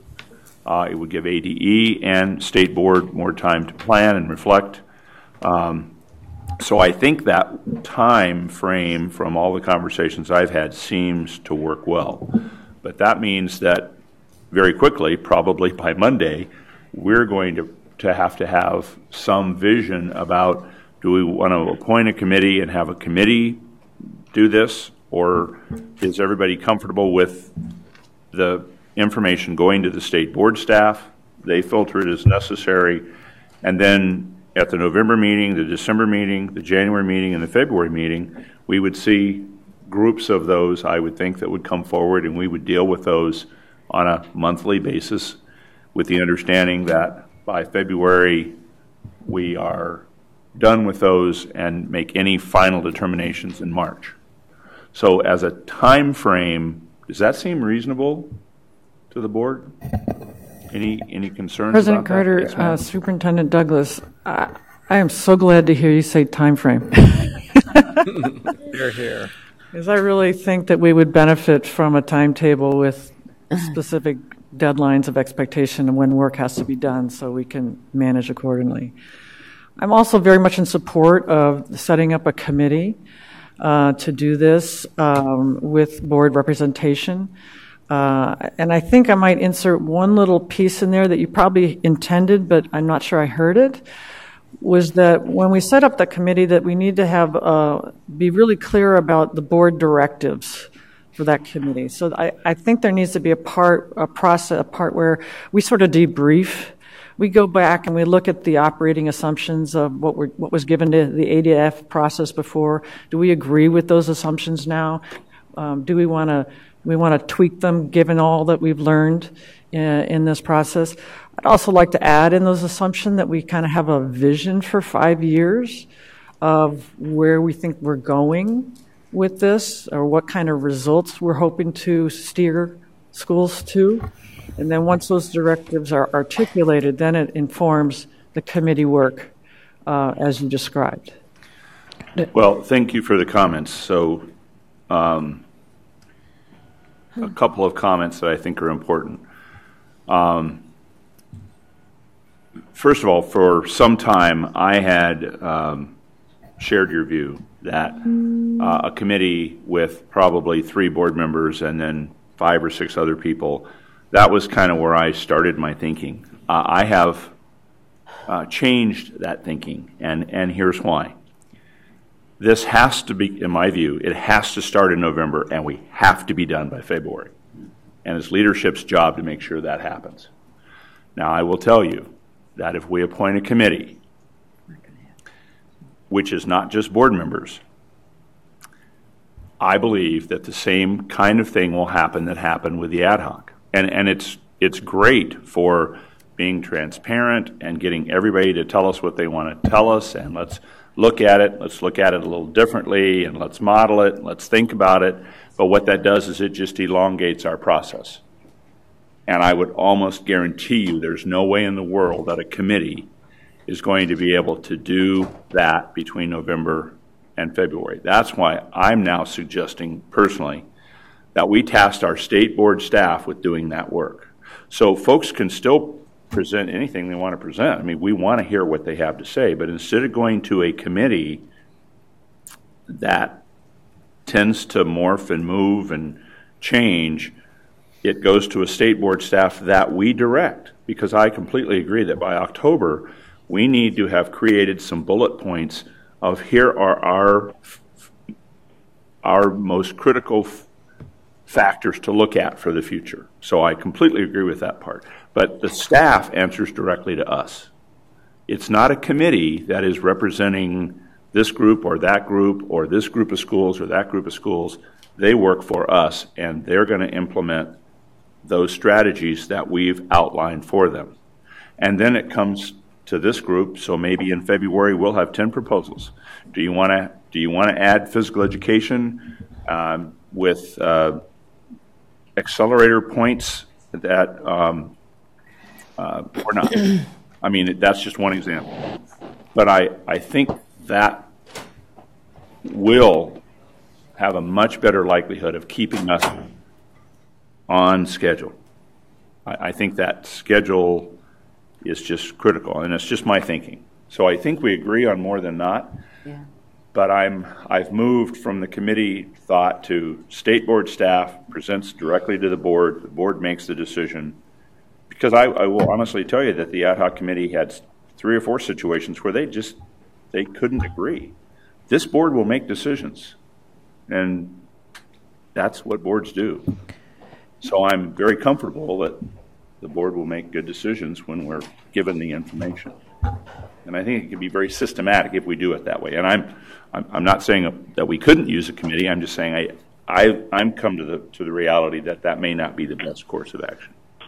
Other comments or rebuttal or? I would like to add on to that. Okay. So when you establish a committee, it doesn't necessarily have to be similar to an ag group that all the parties that are interested, it doesn't have to be a group of 20. It could be a group of 5. And that committee can invite in presentations from various entities and experts and massage the information. I would be concerned about looking over 20 proposals in February. I would rather the committee do a lot of the legwork. I would trust that they can fetter out what's really relevant to the directives or pertinent to the directives. And I would also suggest that it would provide, I think, more than once a month convening. If we have that kind of short time framework between now and February, I would think that a committee could meet maybe twice a month and keep the pace going. But I think we are definitely in agreement with the idea of not having a large group of 20 folks taking over the process. Well, and it's not necessarily so much with taking over the process.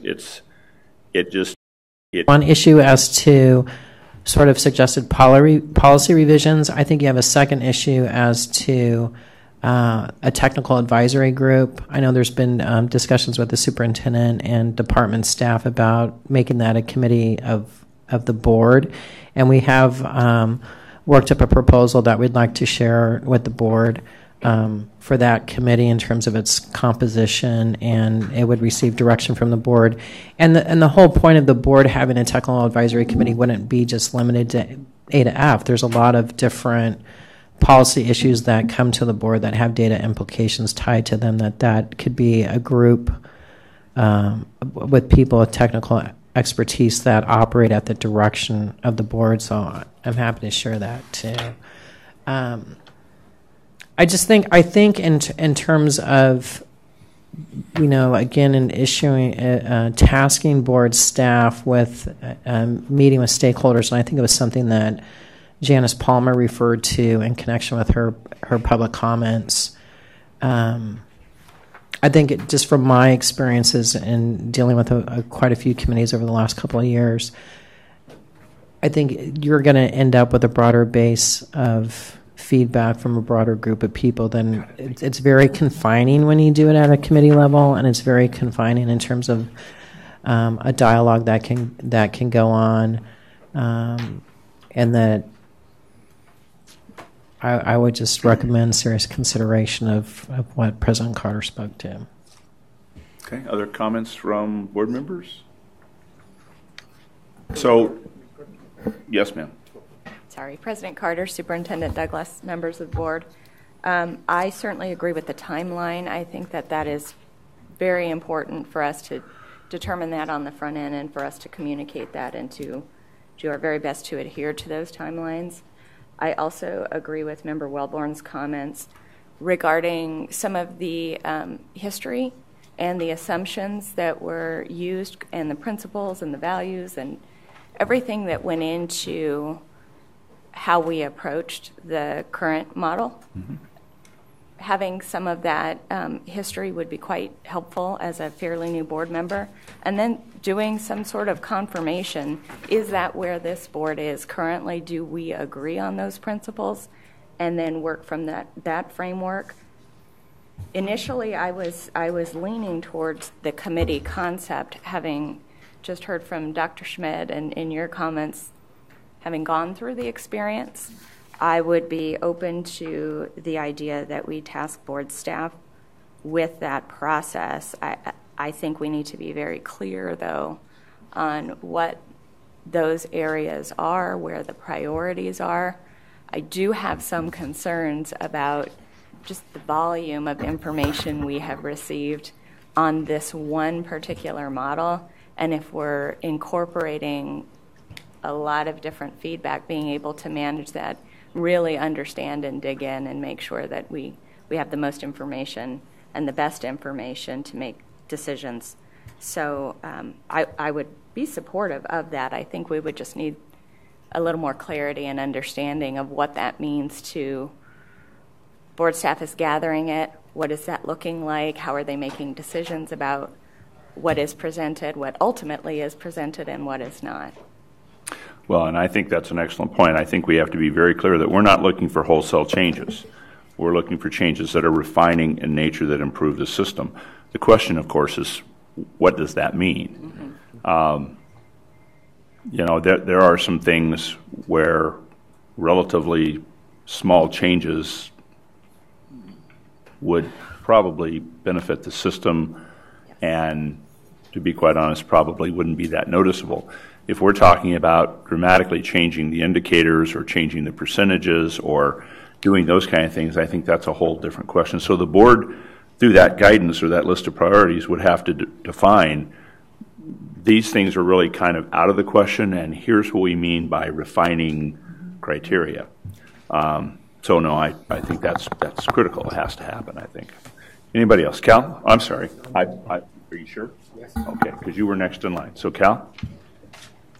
I did not mean to.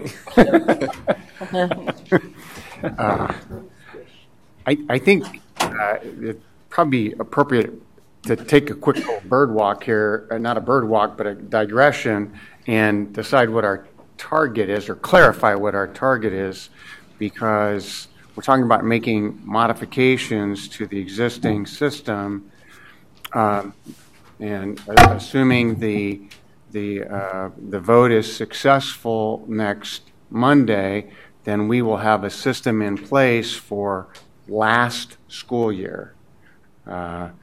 So we're now in the 17-18 school year. So are we, I think I know the answer to this, but we haven't talked about it. So when we talk about making revisions, are we talking about making revisions to be effective with the current 17-18 school year? Or are we looking ahead to the 18-19 school year? And there's obvious important reasons to clarify that question.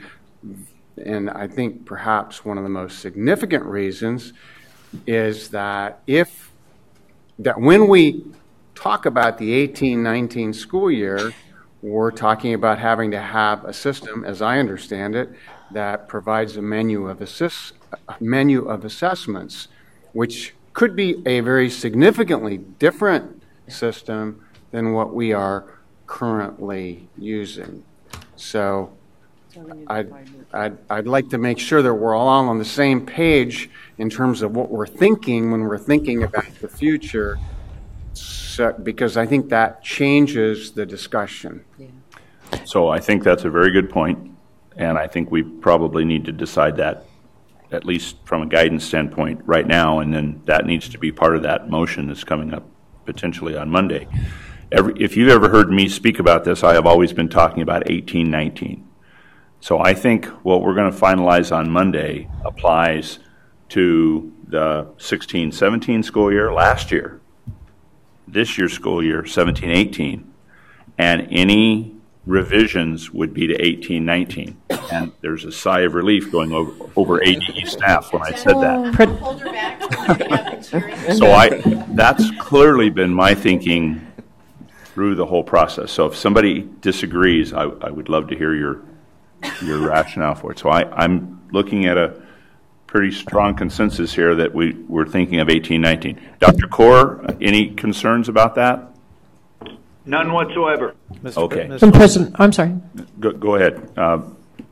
It's okay. Go ahead. Oh, President Carter, I was just going to say, I think 18-19 probably does make the most sense, because if you did make changes for 17-18, you would, as Member Baker indicated, have to make additional changes in 18-19 for the menu. I think for clarity for the board, what we could bring to also the Monday meeting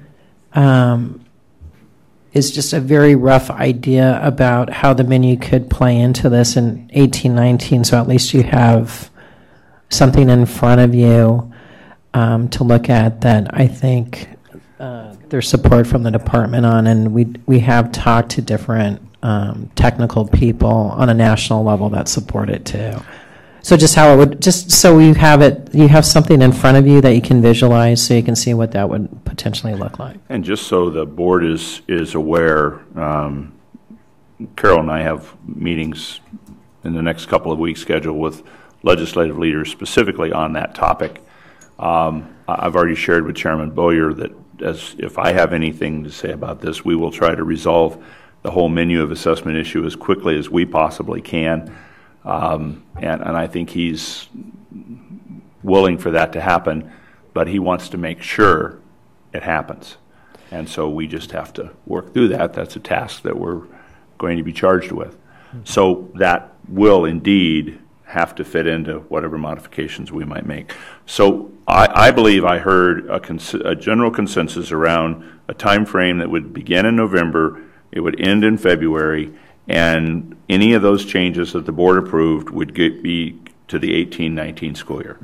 So if we could, let's have some discussion around the committee or state board or state board staff to the state board. It would be nice if we could reach some consensus around that today, and if not, we'll deal with it on Monday, but if we could deal with it today, that would be good. President Carter, if I could quickly interject, Sure. What I might suggest is Sure.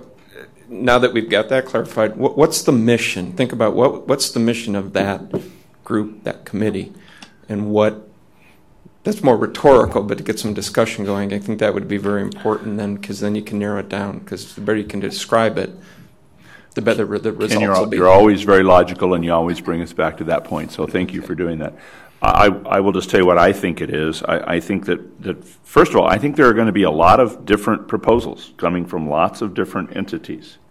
And I think that part of this job is either going to be for the committee or for state board staff to look at it, review it, filter it. Does it fall within the direction that the board gives? And there will be some things that will come forward to the board, and there will be some things that probably don't come forward to the board. We've already got a parking lot. I'll bet there's going to be 10 things that people are going to suggest that we bring out of the parking lot and put into the system. Some of those may be ready for prime time, and some of those may need to stay in the parking lot. But somebody has to filter that. And that not only is from a policy standpoint, but it's also from a capacity standpoint. I mean, what can ADE do, and what does that time frame look like, and does it fit within that criteria that we create? So I think my view is that it provides that filter and a avenue to allow people to provide input into what they think the issues are. So anybody else? Cal? Yes. It's hard for me not to filter through my own school district world, and in my world, I try to find out from my governing board what are their key issues, and then it's my job to come back with proposals that fit within that framework. And I may go to consultants, or I may go to parents, or I may go to staff. I go all over the place to try to package that. But I know I know where my board wants to end up, or what they want information on. And I would feel comfortable giving that kind of discretion to the state board staff. And for us to really focus on communicating to the state board staff what we want to see. I mean, there could be all kinds of proposals, but we can help to narrow that by saying, here's where we want this to end up at. And the more we can set that big picture focus, then the more able the staff is able to collect the input that they need to give us that information and proposals that fit that. Okay. Yes, ma'am. I think that building on Member Baker's comments, if we set the timeline, I think we also then need to set each month what we would expect back from the staff. and try to drive that policy decision with the work of the staff in concert with the board, so that we're not at a point in the spring where we feel we should have had more analysis in a particular area or not. So we're directing the staff work throughout this process, and if we need to have a member of this board more closely connected to the staff on a between meetings, that would be perhaps a positive role for the board in a subcommittee type of structure, if we felt that was necessary. However, I think that it is the role of the staff to provide the board with the analysis and the information we need, and it's the role of the board to direct the staff to what information we need to make a good decision. So if we can find that right balance, but I think timeline and expectations and iterative data from one meeting to the next is going to be really important. So I like that idea of breaking it down potentially by month, and I just jotted down some thoughts that came to my mind. For example, we could say in November, if it deals with an indicator or a percentage, that would have to happen in November. If it deals with bonus points, that would happen in December. The dashboard, January. Anything from the parking lot, February. And I mean, that's just 4 categories, and maybe that's not the right order. Maybe there are others, but that's the type of thing you're talking about. Seems reasonable to me. Mr. President, Superintendent Douglas, members of the board, first of all, I want to apologize. Months ago, I made a family commitment that calls for me to leave today at 11 o'clock, and I'm going out of state. And I'm so disappointed because I truly, really care about the strategic planning process. It's really important to me, and I was so jazzed by where we ended up at our first session. So I'm sorry that I'm not going to be able to continue that today. Secondly, I'm really glad to hear us talking about process. As a newcomer to this board, I've been, we've all been committing a lot of hours and time, and it's just discouraging to have that much kind of work put into something and still feel like we could have had a better product at the end. And we have such an enormous workload because of our vast responsibilities. Frankly, I'm concerned going forward, given that we have this heavy workload and we're going to have a number of priorities coming out. It's really important initiatives, just like the A-to-F stuff, but we have at least 4 others, we may decide to do more, that are equally important for us to get accomplished. And I think we want to start tackling them this year. So it's A-to-F times 5. So my proposal is to do what we're doing on this for all the initiatives. I would like to see us set up a committee structure that works for the board, like other large nonprofit organizations do have subcommittees that take on significant areas. So you can allow for in-depth study and review at a committee level, and then more polished, ready for decision-making level put to the board.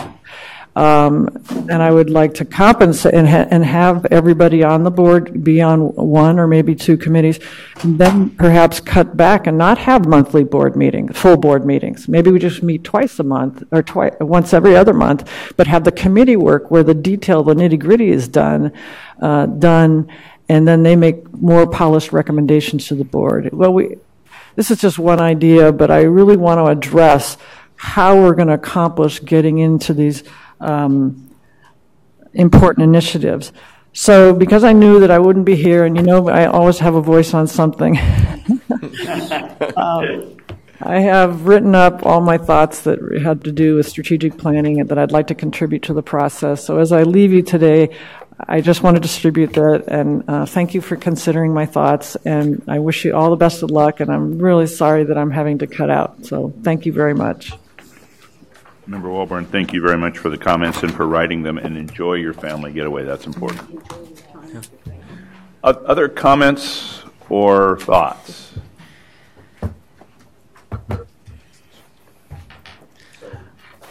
Dr. Schmidt and Ken, do we think we have enough guidance based on what we've just heard for a further discussion on Monday? Or do we need to have more discussion around the committee versus staff? President Carter, I feel like it seems like there's a consensus from the board to give board staff direction. I think we need to flesh out a little bit more, but I think that idea from Member Baker is an excellent idea, because I think that will help in the communications to the stakeholders too. So that process will sort of have a natural, organic filtering process built into it. I think the other thing, if the board could give some consideration today to the idea of forming a technical advisory committee and have some discussion around that.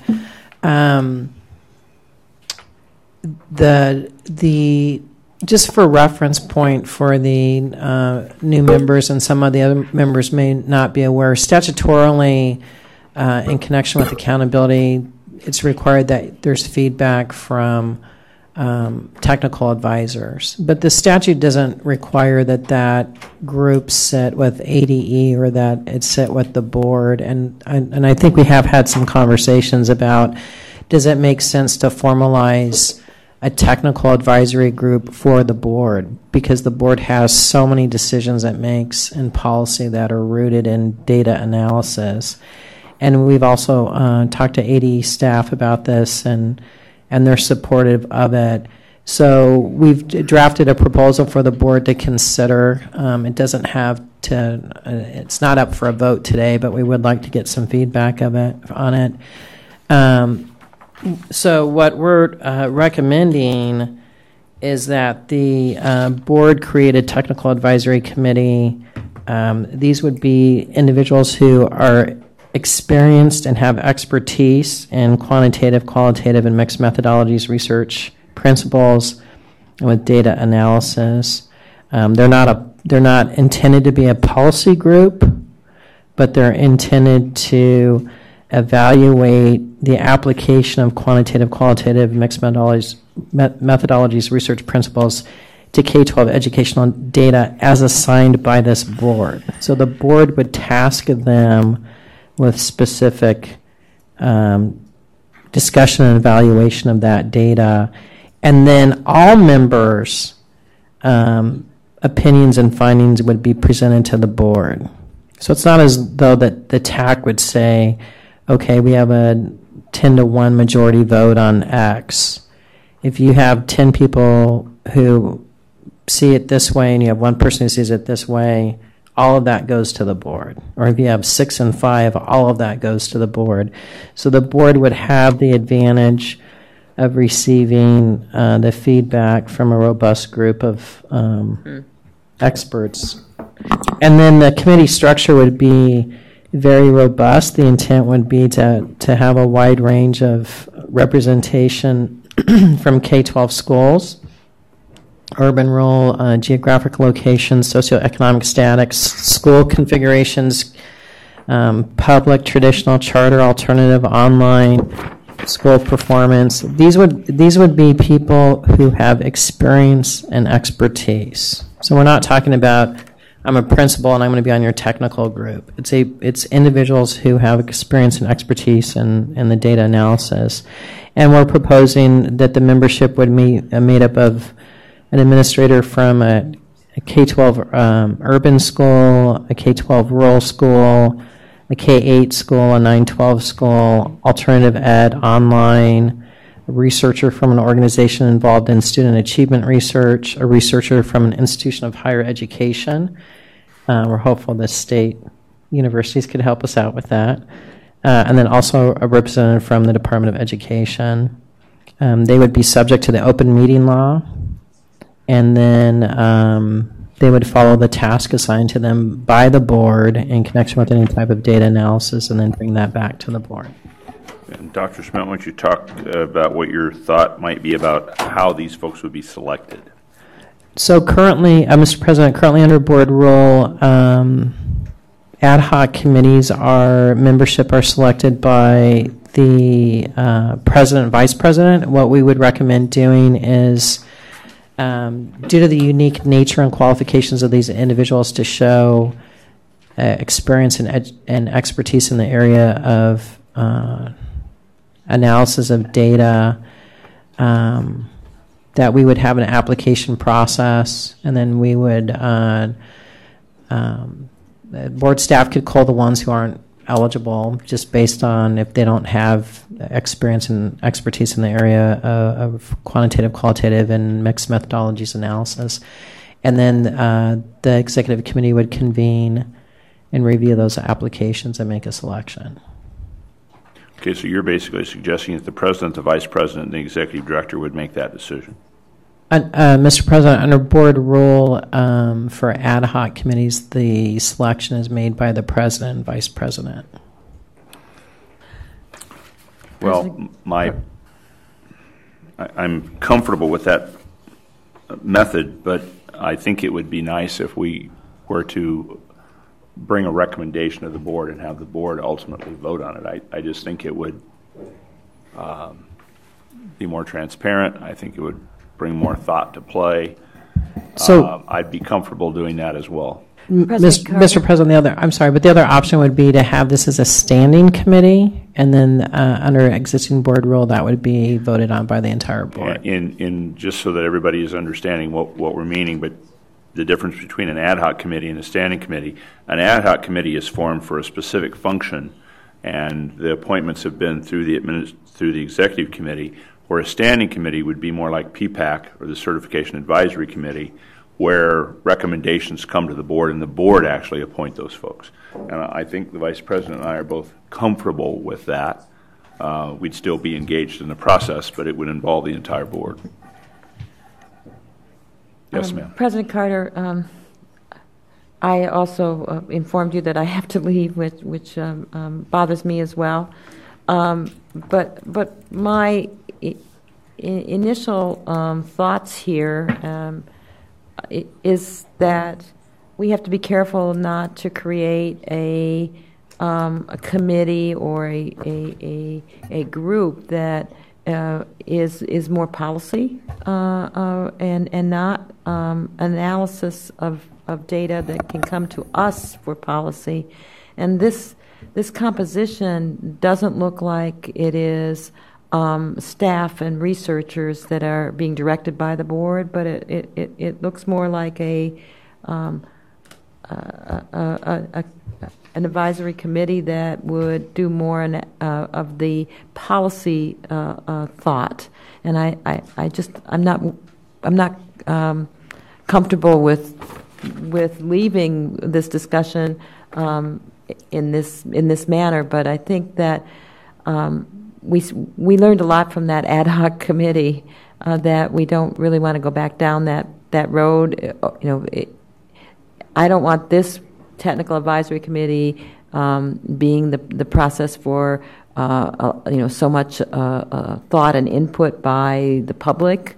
I think we want to have a committee that's really focused on data and modeling and doing the hard work that then comes here for us to have the open debate and dialogue with the public.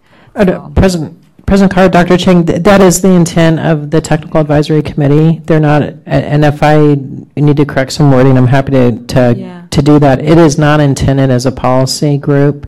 It is strictly intended as a technical group. You do have people with doctorate degrees in research at institutions and within the K-12 system. That's why those are listed. They would be required to have experience and expertise in quantitative, qualitative, and mixed methodologies research. So it's not, I'm a principal, I'm going to apply for the TAC. It's not intended to be that. We're intending to pull the best researchers within K-12 and the institutions of higher ed. So this school administrator, the first 6 are not principals and superintendents necessarily. They would be higher ed or they would be K-12 analysts and researchers. Correct. I think here's the point that we need to make, and I couldn't agree with you more. I think we need to be very clear that this is not a policy-making group. I think we need to make it more clear than it is that these school administrators have to have an expertise in data collection and analysis. And I'm not saying it couldn't be a superintendent if they have that experience, but I will tell you most of them don't. And it's a whole different mindset. It's a different language, and they have a very specific skill set that we want. The other thing that I think that we have to be very clear about is they follow the direction of the board. Mm-hmm. So when the board says, we would like you to analyze A and B, then don't come back to us and say, here's item C because we like this one better. Right. That's not their role. Their role is to analyze A and B. And if we said, if you think there's a better model, tell us what it is, then that's fine. But the board needs to direct that. Thank President Carter? Yes, sir. Dr. Chang, great comments. And I understood that that's where we were going to, is that it's technical approach. So with respect to the language that we're using, do we have to refer... I like negative language in that it says that they can't, it doesn't refer to policy decisions. Can we not put periods after data rather than say, or does it have to say impacting board policy decisions? Because if we put a period after data, it can impact us or it can impact us, but that's up to us. The policy is totally up to us. So what I'd like to see in a refinement of the language is that either we're telling them that we do not, they are not involved in policy assessment. They are only involved in data and all the fancy words that you were using, Dr. Schmidt, with respect to qualitative, quantitative, et cetera, assessments. And then that makes it clear, and then policy is completely left to the 11 or 10 or 9, however we have left now, of us. And Vice President Narducci, I'm smiling because I know I debated about adding those 4 words. The other option would be striking impacting board policy decisions and adding as directed by the board and make that clear throughout. Other comments? Mr. President? Yes, sir. So just reflecting on the last, at Honeywell, we used to joke about the gestation period of an elephant, and things taking so long. I think what we've struggled with is capacity and bandwidth. So maybe this is a crazy idea, but do we need either 3 or 4 technical advisory committees? Or do we need to build one large stable of resources that, as Member Wellborn says, we've got a lot of big things coming, and if we don't have the capacity to tackle those and build nimble committees to hit these deadlines that we want them to hit, I'm just wondering if we're not just doing the same thing and just single threading with a technical group, but is there a way that we can become more nimble, taking on more assignments by either multiple committees or one big one that we can break, 4 to 6 groups, SWAT team type things that are all research and technical in nature, not policy in nature, as we've talked about. But anyways, that's just a thought to toss out to make sure that we can hit some of these big things and not still be single threading like we've had in the last 18 months. So I think that's an interesting idea. Let's chat about that for a moment. So our PPAC really is a group that has concurrent jurisdiction, but we have this group that handles issues, and we have this group that handles issues. So as a person that's being investigated, my case would either go to this group and onto the board, or it would go to this group and onto the board. So they both have kind of concurrent jurisdiction, but it's 2 groups that it really allows staff to process things more quickly. And that's what you're kind of suggesting? I'm just trying to add some capacity because I don't think we're going to break out of the bandwidth problem with this model, although I like it. I think it'll help solve one, but we probably have 2 or 3 big things that need technical analysis at the same time. And President Carter, Member Taylor, I think depending on what it is, we have built into the budget that the board could direct board staff to retain consultants. So that's always an option too. And we have had some pretty good success lately with working with a few of the national groups that actually provide a great deal of research for free to the board. So I think depending on what the issue may be, sure. It may actually make more sense to contract that out depending on. Yeah. And I don't think there's anything that would restrict. In fact, we could put it in the bylaws, because I anticipate that there will need to be a set of bylaws about how these folks are organized, where the committee itself could break itself into subcommittees if necessary. Okay? Yes, sir. Yes, and President Carter, members of the board, also nothing precludes, as Dr. Schmidt just mentioned, the SBE staff saying, oh, we need some expertise on this thing, so let's gather this group of people, or let's go hire this consultant. This, I don't think this is meant to be exclusive. It's meant to be one tool. I think the board needs to stay far away from appointing every group that's going to come together to provide some input. So am I hearing a consensus that we like the idea of treating this not as an ad hoc committee, but as a standing committee? Okay. All right. We'll proceed that way. Anything else that we need to talk about in regard to the proposal? Yes, sir. So it's just to clarify the second sentence in the second to the last paragraph, no TAC member can serve more than 1 year. Is that referring back to the first sentence in that paragraph as the chair, or does that mean that the entire group has to be rotated every year?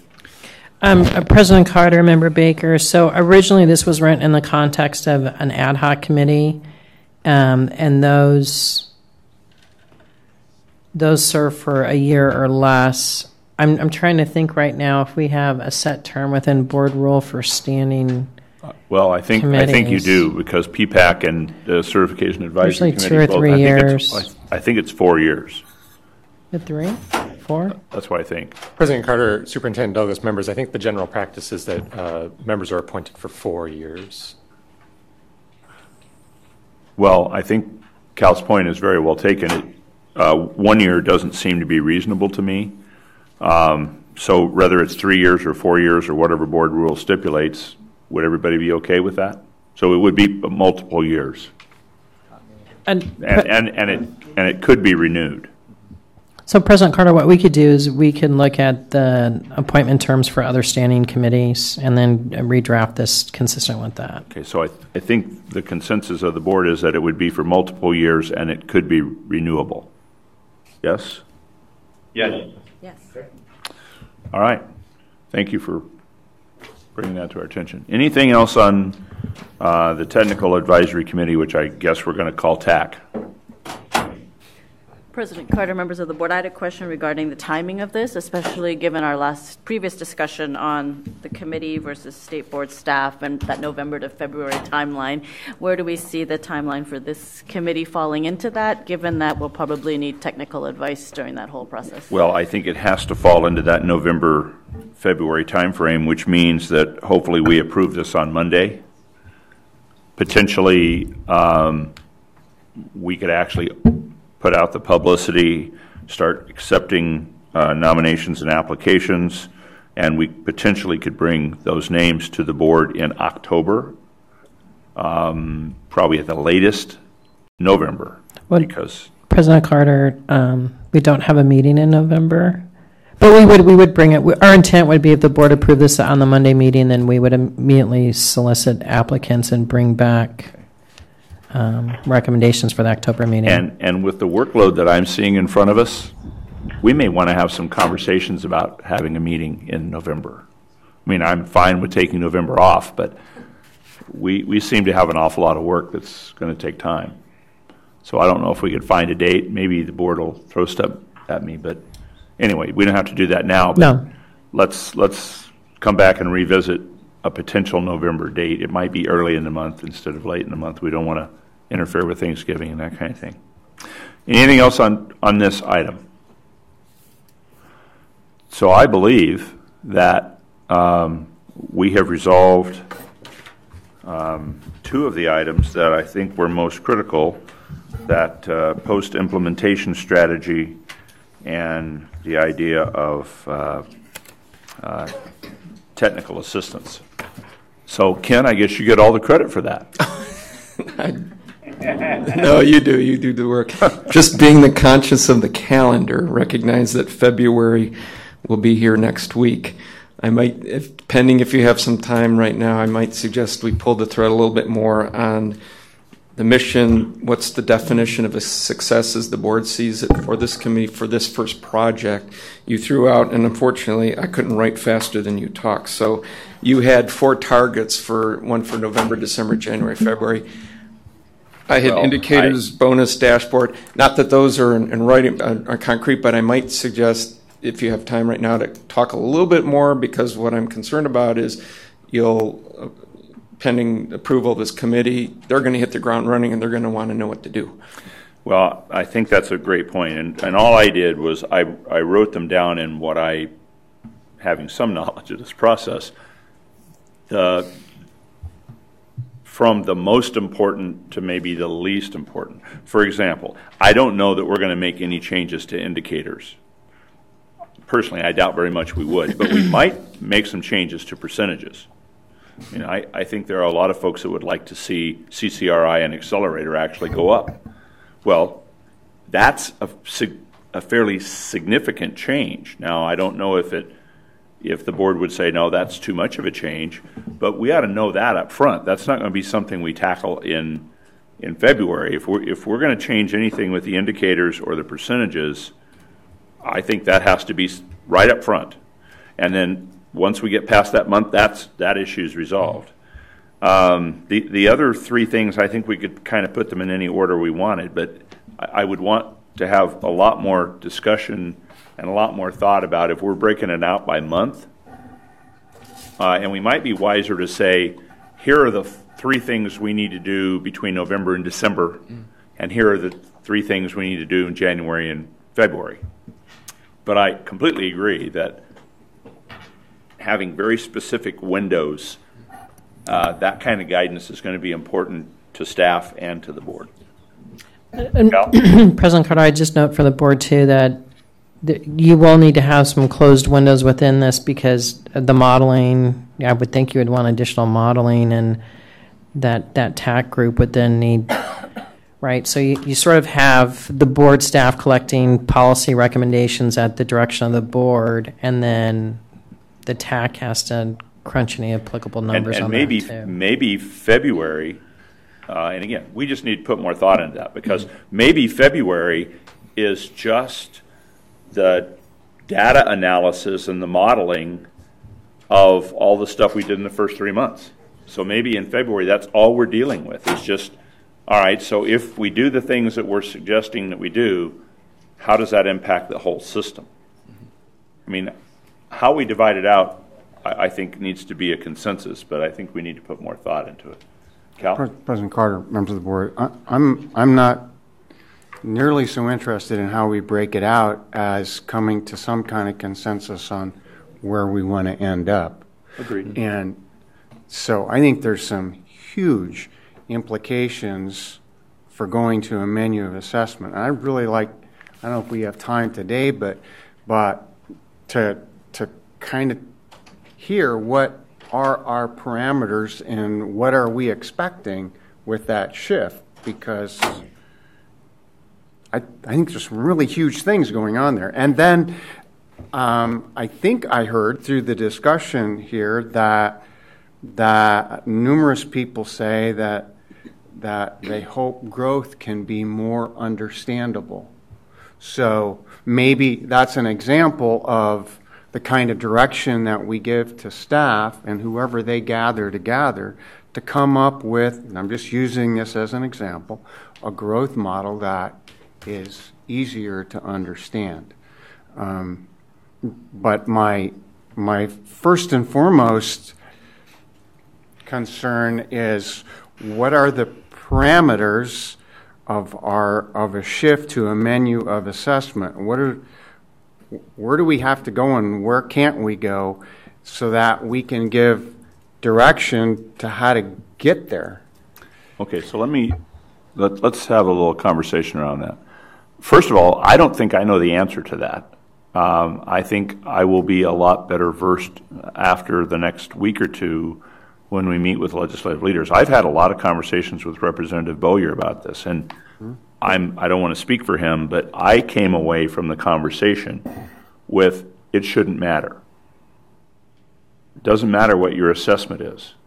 Whatever the outcome of that assessment should immediately equal this assessment. So from the standpoint of the data that goes into the numbers, it shouldn't matter whether it's SAT, ACT, a district assessment. It shouldn't matter.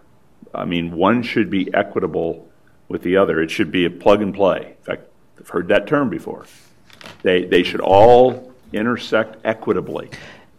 And I don't think I understand that well enough, because it seems to me that there would be numeric differences.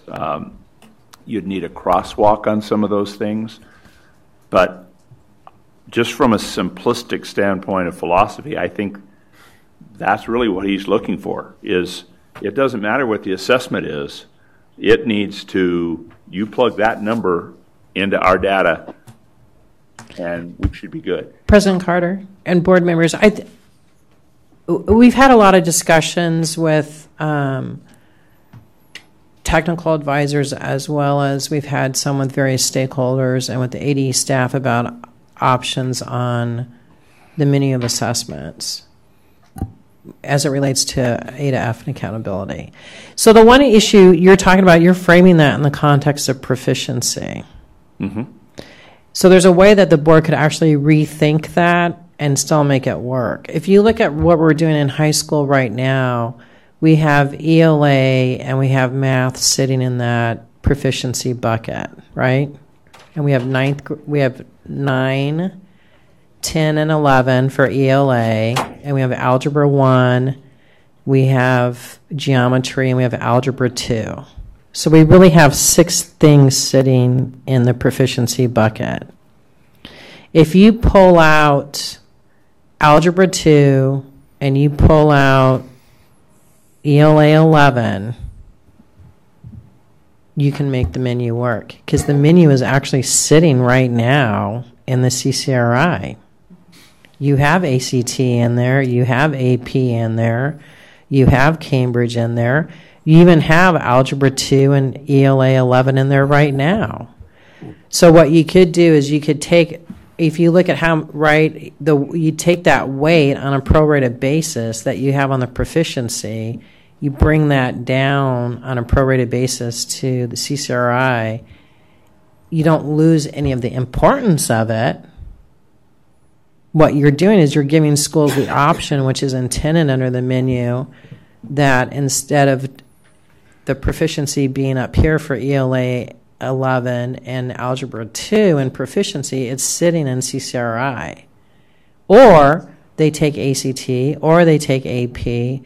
Then what happens is you don't have to do all of this things that are confounding people in terms of equating. What you have to show on CCRI is that assessment a college readiness indicator or career readiness indicator. It's already there. We know it is. We've already said that in the system we've had right now. So all you would be doing is eliminating 2 assessments from proficiency and bring those points that you're awarding them down to CCRI, so they don't lose their importance. And it's just one option, but it's an option that we've talked to stakeholders, some stakeholders about. It makes sense to them. We have talked to national technical advisors. They do not have any issue with that in terms of psychometrics at all.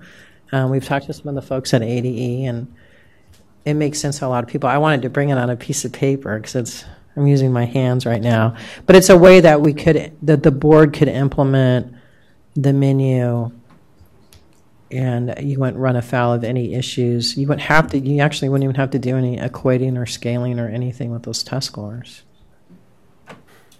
So it's an option. Mr. Taylor? So moved. If it were only, at least it is that easy.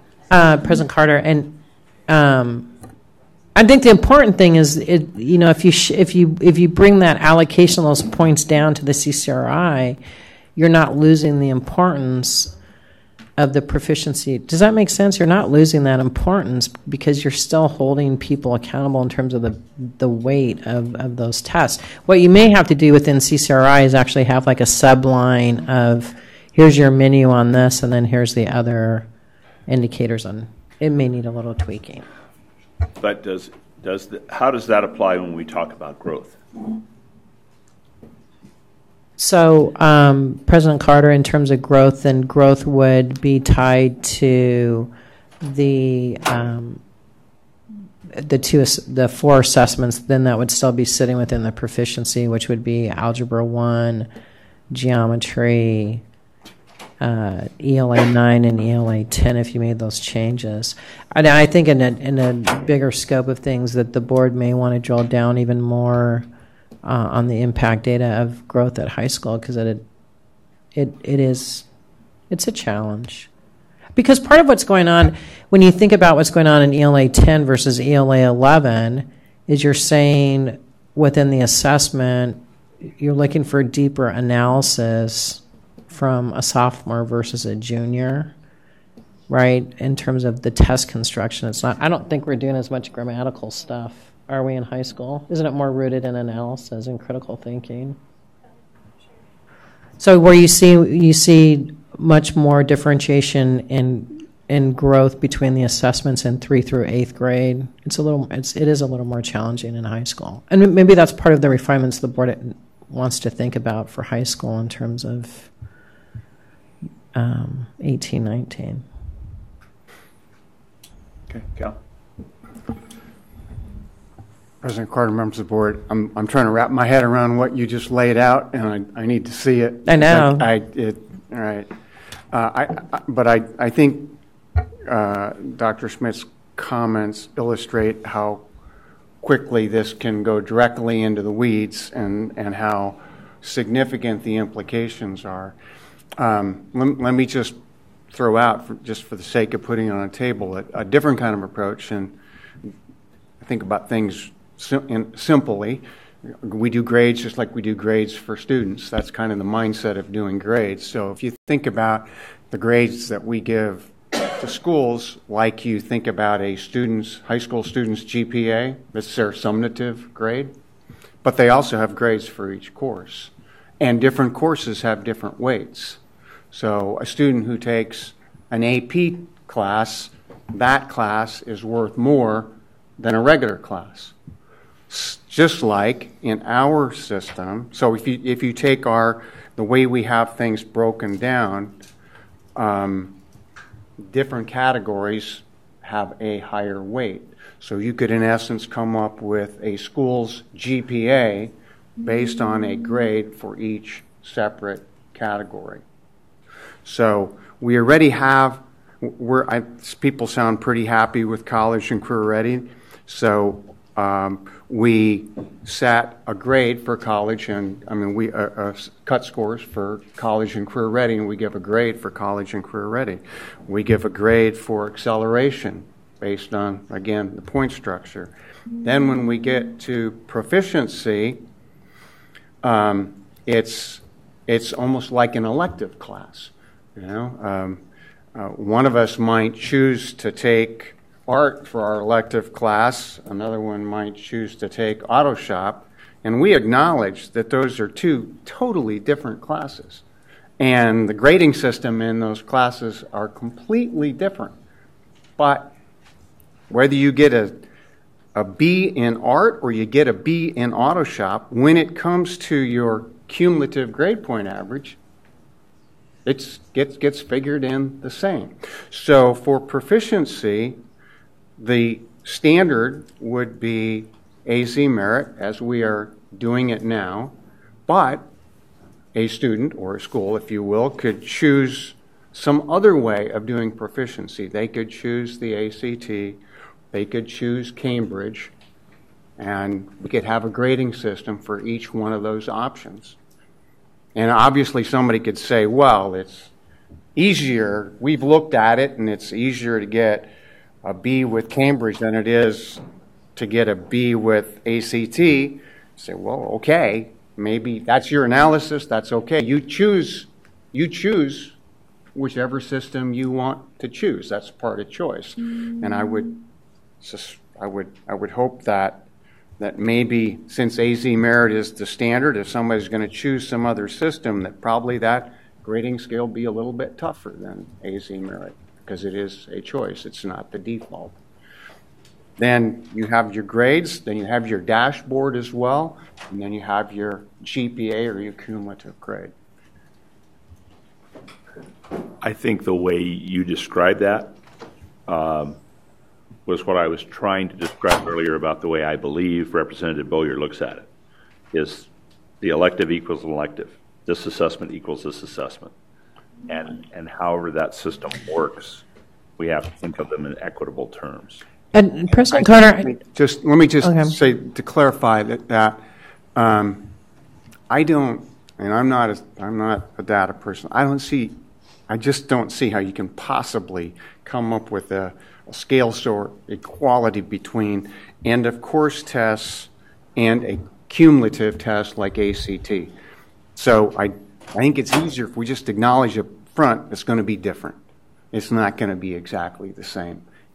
And let go of that promise to be completely fair. As soon as we identify it that it's different, then doesn't the next logical progression of that is it then requires a different mechanism by which to provide analysis to it?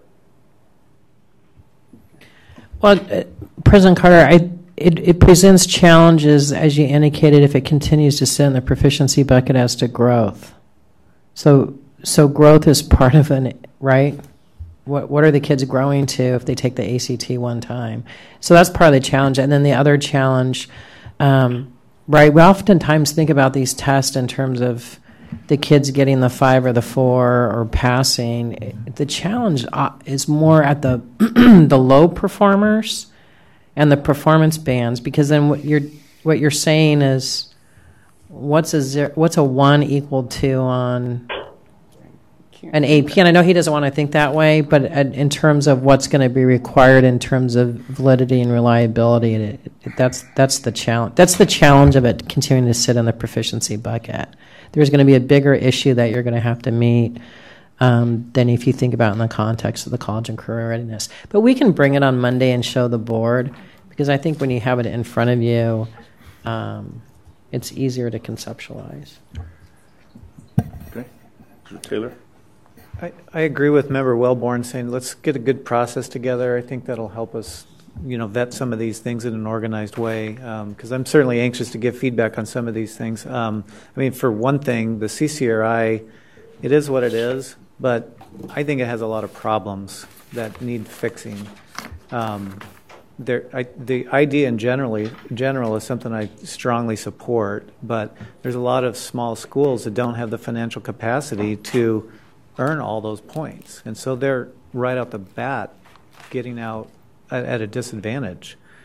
Another thing is you have some things that you have a fully fledged college student in a dual enrollment program not getting full points. What's the whole point of college and career readiness if they're already in college, right? And they're not getting full points. So there's some structural things like that I think we need revision on. I think a good process will help us. And I'm glad to hear, President Carter, you're going to be visiting with the legislature, and maybe we all should check in at some point, because we, number one, need to understand what legislative intent is. And as I followed many of assessment, I think legislative intent clearly was that referencing capability. But I agree with Member Baker that the practical implication of that may not be exactly what was understood or wanted when many of assessments. Notwithstanding, many of assessments I think has tons and tons of merit, but we might need to think a little bit differently about how that adds value to our state in terms of, do we have to reference it across?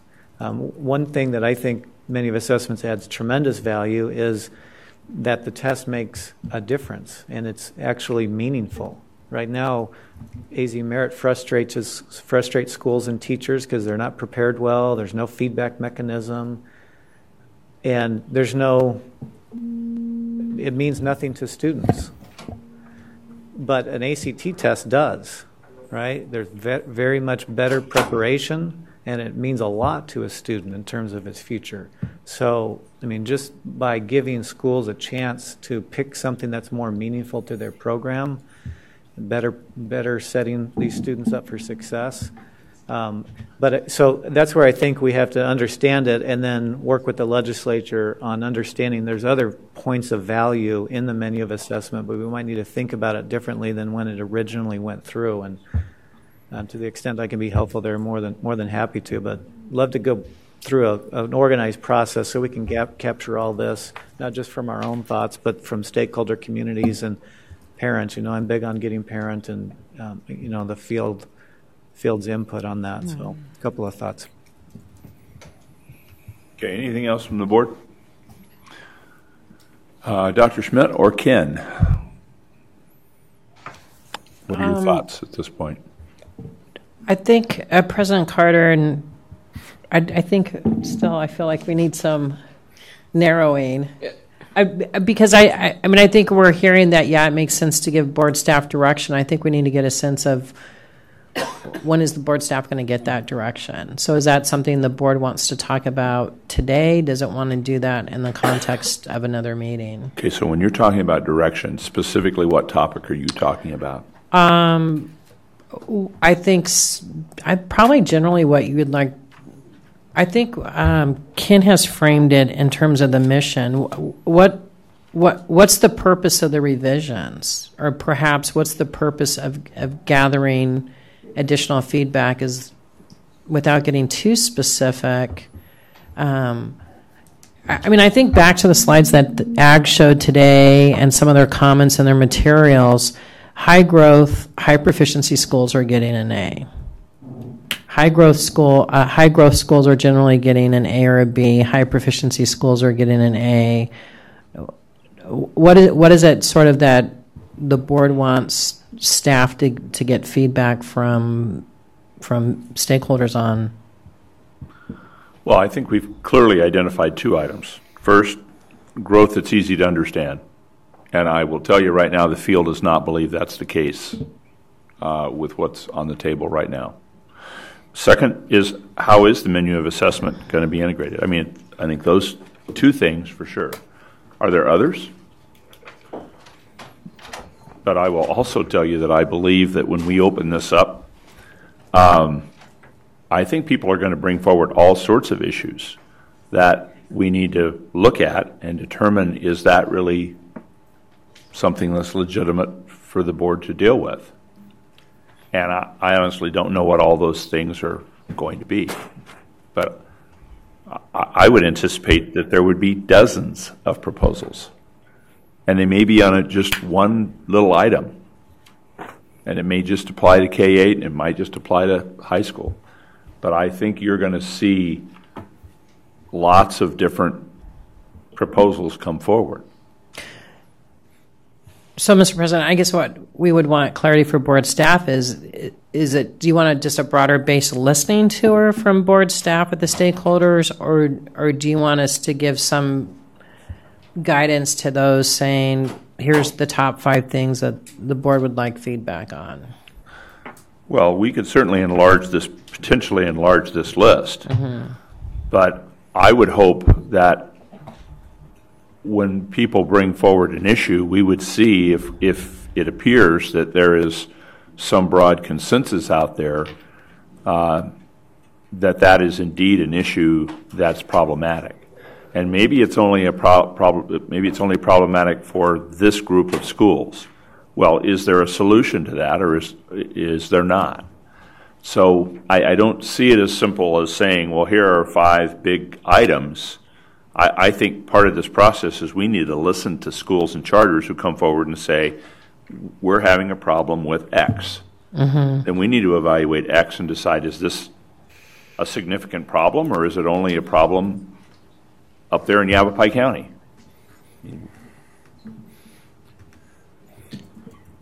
So, Cal? Okay, because I think I heard it in the context of mission and clarifying the target. So I'm just trying to get as much clarity as I can since there's so many of you here. I share the same concern. I don't want to look at 50 proposals because we don't have time and we just get bogged down on that. And there's some very specific issues that maybe staff can help identify those guiding issues. Like we've spent a lot of time on grad rate. What do we want the grad rate thing to look like? And are there specific shifts or changes that we want the college and career ready to try to narrow this down? And with the menu of assessments, I'm still searching for the boundary lines. I'd love to have, not to get too far off here, but I'd love to have an update on and talk a little bit more about what's the latest we know as to how a menu would fit into ESSA requirements. Because ESSA, I believe, requires that everybody be tested and be given a similar test, right? Which is different than a menu of assessments. So before we go too far down one path, what's our parameter? Where do we want to get to, and what are our boundaries? President Carter, members of the board, I would echo that. That's exactly what I was going to ask. How does it fit within the parameters? Because we've received some communication from the U.S. Department of Education regarding some things that we've wanted to do, but then are not permitted. So that's number one. And then number two is these ACT, the issue that I've heard at least is that what's that balance between teaching to the state standards, which is what the AZ Merit is aligned to, and some of these other assessments are not, and so where does that fit into the whole thing? And then all the other things that come along with assessments, the validity, the reliability, the being able to compare, school to school, and then the mobility, again, with movement, and then how does that come into play? And then just a lot of questions regarding those types of things. So, President Carter, that's very helpful because many of those considerations, there's a distinct advantage to not thinking about it in the context of proficiency and thinking about it in the context of CCRI. So I'll bring that on Monday because I think then you'll have a document in front of you, and many of these concerns, whether it's USDOE or ESSA or legislative, clearly on legislative intent was to remove duplicitous testing on the kids in high school, and we can talk about how some of these options early on, where they could fall within accountability and still meet the intent of the menu. I think when you have a document in front of you on Monday, it'll help a lot. So, are there other topics other than those two that we need to? Mr. President, at this point, yes, ma'am. Nothing to add to the list, but just a comment to Member Mack that some of my staff will be in Washington next week and meeting with USDOE, and we believe that we might be able to bring back some more information to help clarify the issues. Mr. President. And with that, just to the superintendent, it sounds like the feedback we've received from the federal government so far is you can't do it, but we don't really understand menu. I wonder if there's an opportunity to take a leadership position and say, can we talk to you about menu? Can we teach you about menu? Can we show you how it's going to benefit our state? Here's what our legislature was thinking of it. And if they don't understand it naturally, they're going to say, no, you can't do it. And why can't we show some leadership here? Why can't we talk to them, say, hey, we'd love to have this as part of our state? I mean, that's the whole spirit of ESSA, is that we had more flexibility, not less flexibility. To whatever extent we can take that posture, I think that would do well as we head into this discussion, but those are some thoughts, Superintendent. Well, and Mr. President, Member Taylor, those were some of the discussions we had with USDOE to get our plan approved, and some of the sticking points that they had. Those are exactly the discussions. You tell us certainly in this current administration you want to see a direction, and then when we innovate, then it's kind of no. I guess it does come down in some cases to what is clearly defined in the law. as opposed to where we have more latitude. But we'll bring more information back. Thank you. And with that, Mr. President, I must excuse myself. Yeah, thank you, ma'am. Thank you. Thank you all. So, Dr. Schmidt, is there something else specifically that you'd like guidance on from the board today? Mr. President, I think the other thing would be if there was, I'm just going to throw this out there without anything specific in mind. I do have something specific. What if there was a new proposal that hadn't been considered in the context of the discussions that had gone on in the prior year? Are these still things that we want to listen to, or are these things that we want to give some direction that we're not making wholesale changes? Well, I think we've already decided, maybe we haven't decided, that we don't want wholesale changes. We want refining changes. The question, of course, is what constitutes a refining change. So, I mean, am I correct that we're not looking at wholesale changes?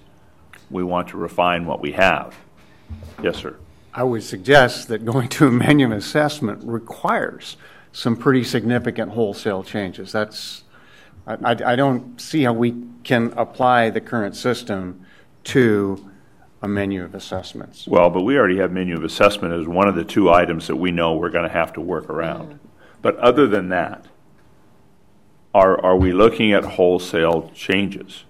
For example, I would be very comfortable if somebody wanted to talk about, let's increase CCRI by 5%, increase accelerator by 5%. I don't think that's a wholesale change. Other people may argue, well, yes, it is. So those are board decisions. Is that a refinement or is that a wholesale change? Mr. President, I don't know the answer to that. To me, it's a little early because the field hasn't seen their scores yet.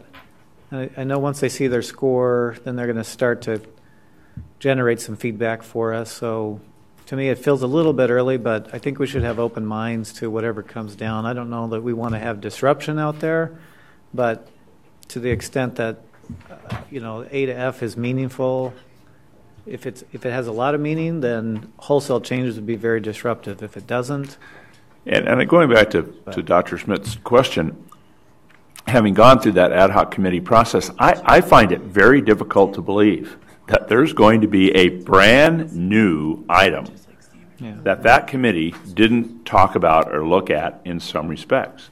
I mean, there were dozens and dozens of things that we dismissed right up front that got very little discussion. There were other things where we said, well, this is too complicated for right now, it goes in the parking lot. I'm having a hard time believing that something brand new is just simply going to show up.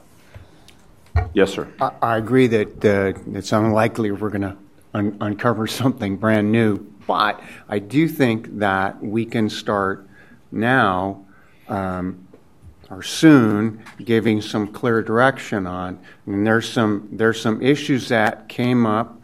The issue was just raised on college room career indicators that there should be a review of that. We clearly have to deal with the menu of assessments. And then another issue that hasn't come up is whether or not we, as a policy board, want to see grades being based upon many more aspects of the school, or if we want to keep it relatively simple. And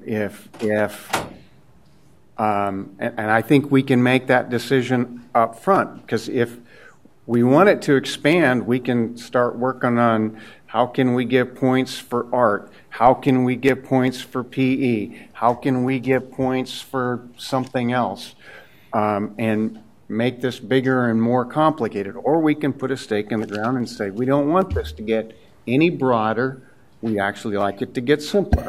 I'm not advocating right now for one or the other, but those are the kind of broad directions we can give now, so that 3 months from now we can arrive at whatever we want this thing to look like. Yes, sir. Thank you, President Carter.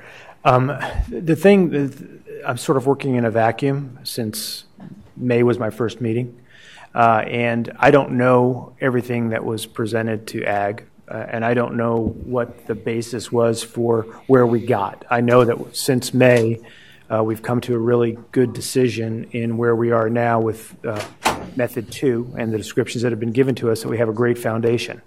So I go back to what President Carter said. I look to it as further refinement that of the system that we're going to potentially adopt on Monday.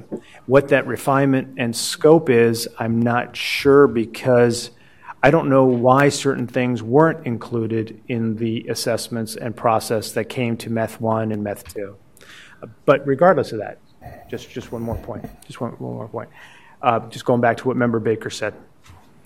I would like to keep open the opportunity for us to look at, I don't know if we want to characterize them as bonus points or other attributes that are included in a curriculum or need to be included in a curriculum as possible considerations for further refinement of the process, such as, you mentioned, arts and physical education and other things that make a well-rounded student.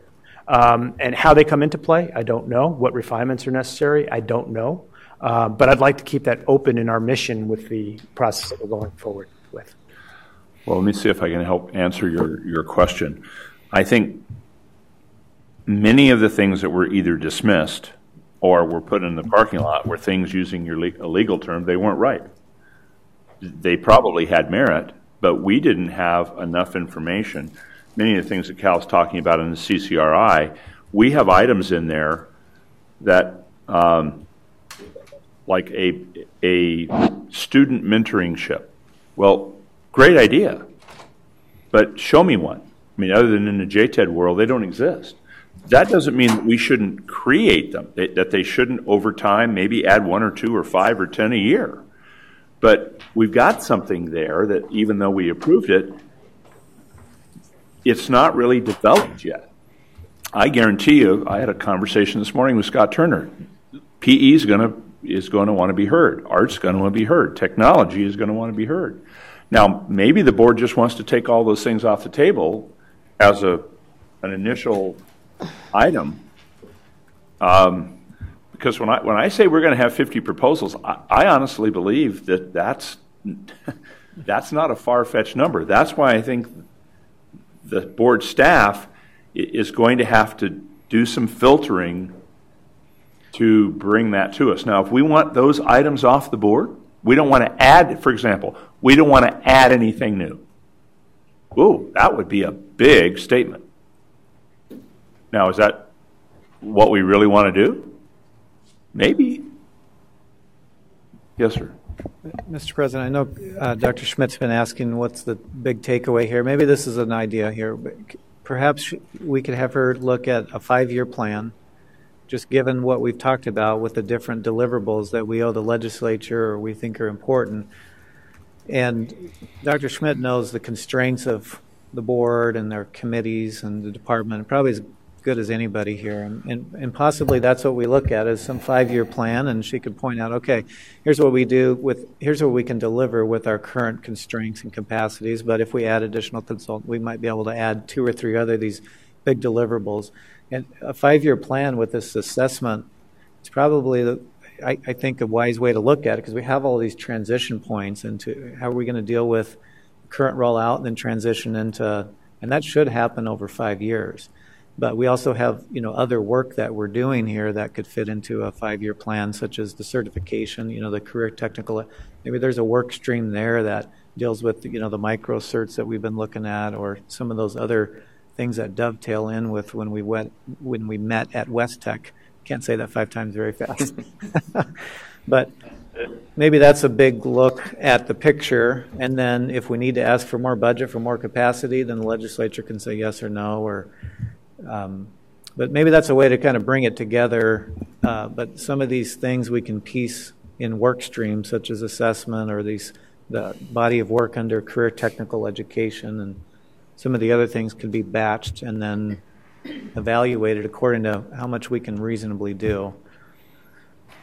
a thought. Yes, ma'am. President Carter, members of the board, this is a tough question. How much do we open it up and how much do we not? I think coming back to the ad hoc committee, I think it's critical to consider how do new proposals fit into the fairness and equity conversation, the student level focus, how much does it add to transparency and ease of understanding and ease of communication, as well as how much and how does it incentivize action on the part of the schools. So I think keeping those four things in mind, and then to the degree to which the modeling supports it or not is critical, so that we don't end up taking a path and then, come to find out the modeling was, doesn't support it. So I think it's such a hard thing to answer right now, especially with the discussion we're having about the TAC, the Technical Advisory Committee, without having all those pieces in place. I think it's really hard, but I think it's really critical that we keep those four prongs at the forefront, and to the degree that it supports the transparency, ease of understanding, ease of communication,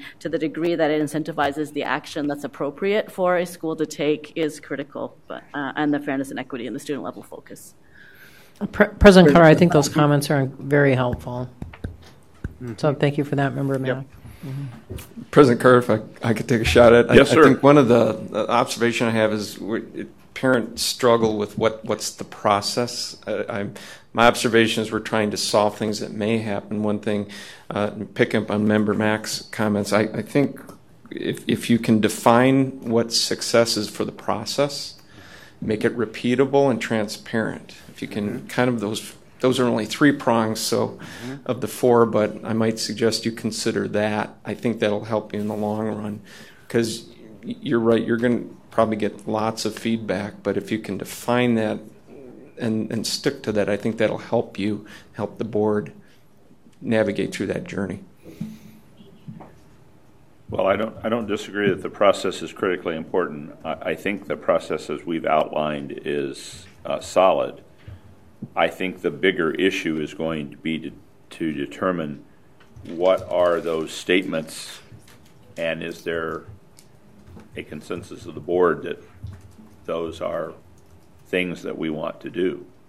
And that process, I'm referring to that process. That list. Yes. I'm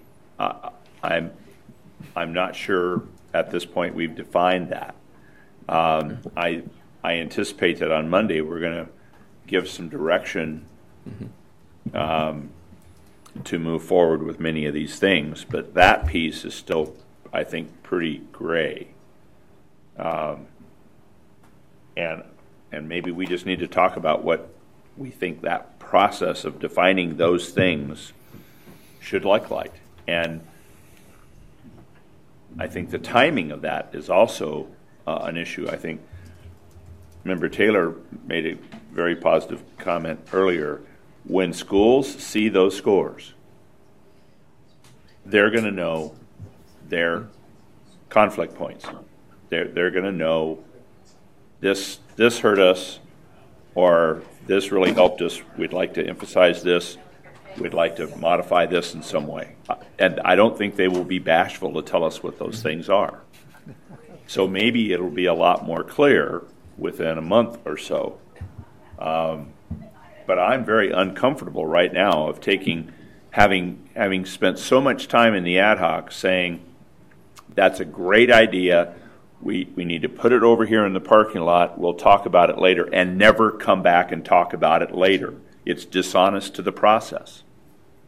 And maybe it's just another review, and maybe the answer is, well, no, we just don't want to broaden the scope. Well, okay, if that's a decision, that's the decision. But there does need to be some method to determine that box.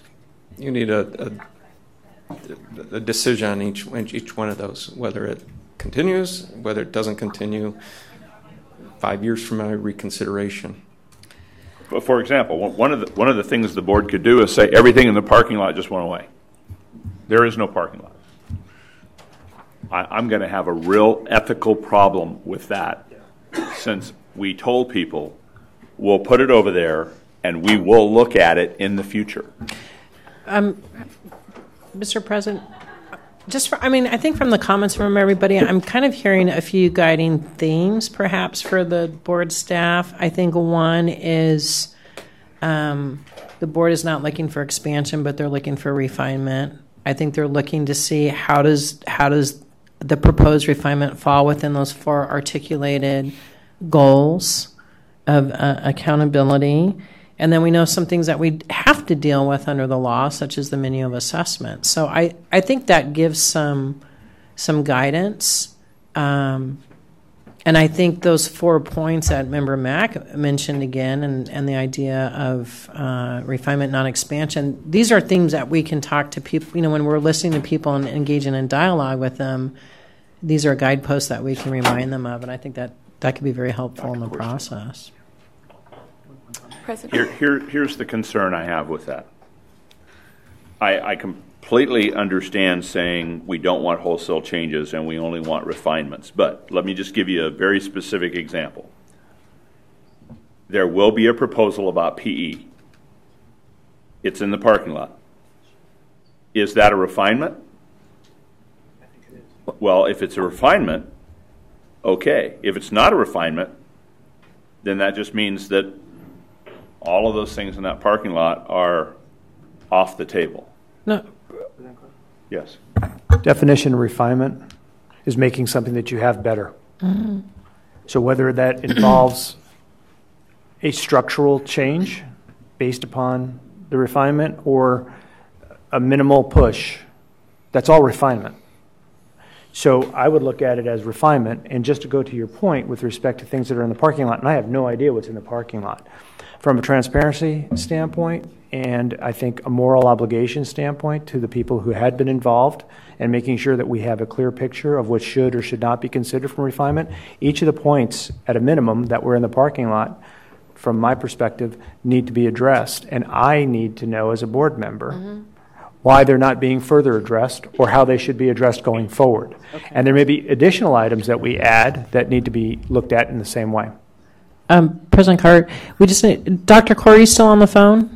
Yes. I am. Okay, thank you. President Carter, Vice President Narducci, I agree, and I think part of the reason why items were placed in the parking lot were for refinement because they weren't ripe yet.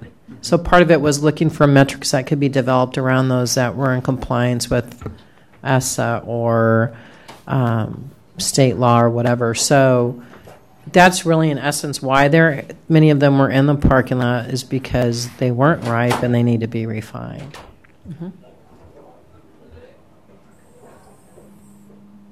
President Carter? Yes, ma'am. Going back to several things that I've heard, I like the idea of Member Taylor's, us mapping this out and looking at where we want to go in 5 years. Going back to some of the earlier comments, after the last board meeting, I did a little bit of research, asking a lot of questions. I thought I had done my homework in understanding what was guiding the work of the ad hoc committee, some of the philosophical agreements and the principles of agreements and the values that were driving the work. And after the last board meeting, I wasn't quite sure. There's a lot of new members. And so I wasn't quite sure whether the board itself was in agreement, and that is the direction we were still wanting to take. So I would like to go back to the idea as part of this process that perhaps we review some of the history of prior boards and this A to F process, some of the things that Member Mack mentioned, those goals, and ensure that we are all on the same page with that.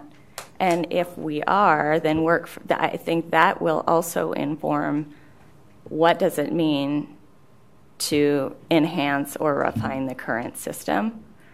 Where do we sit? Where are our goals with respect to proficiency and growth? When we talk about the parking lot, when I made decisions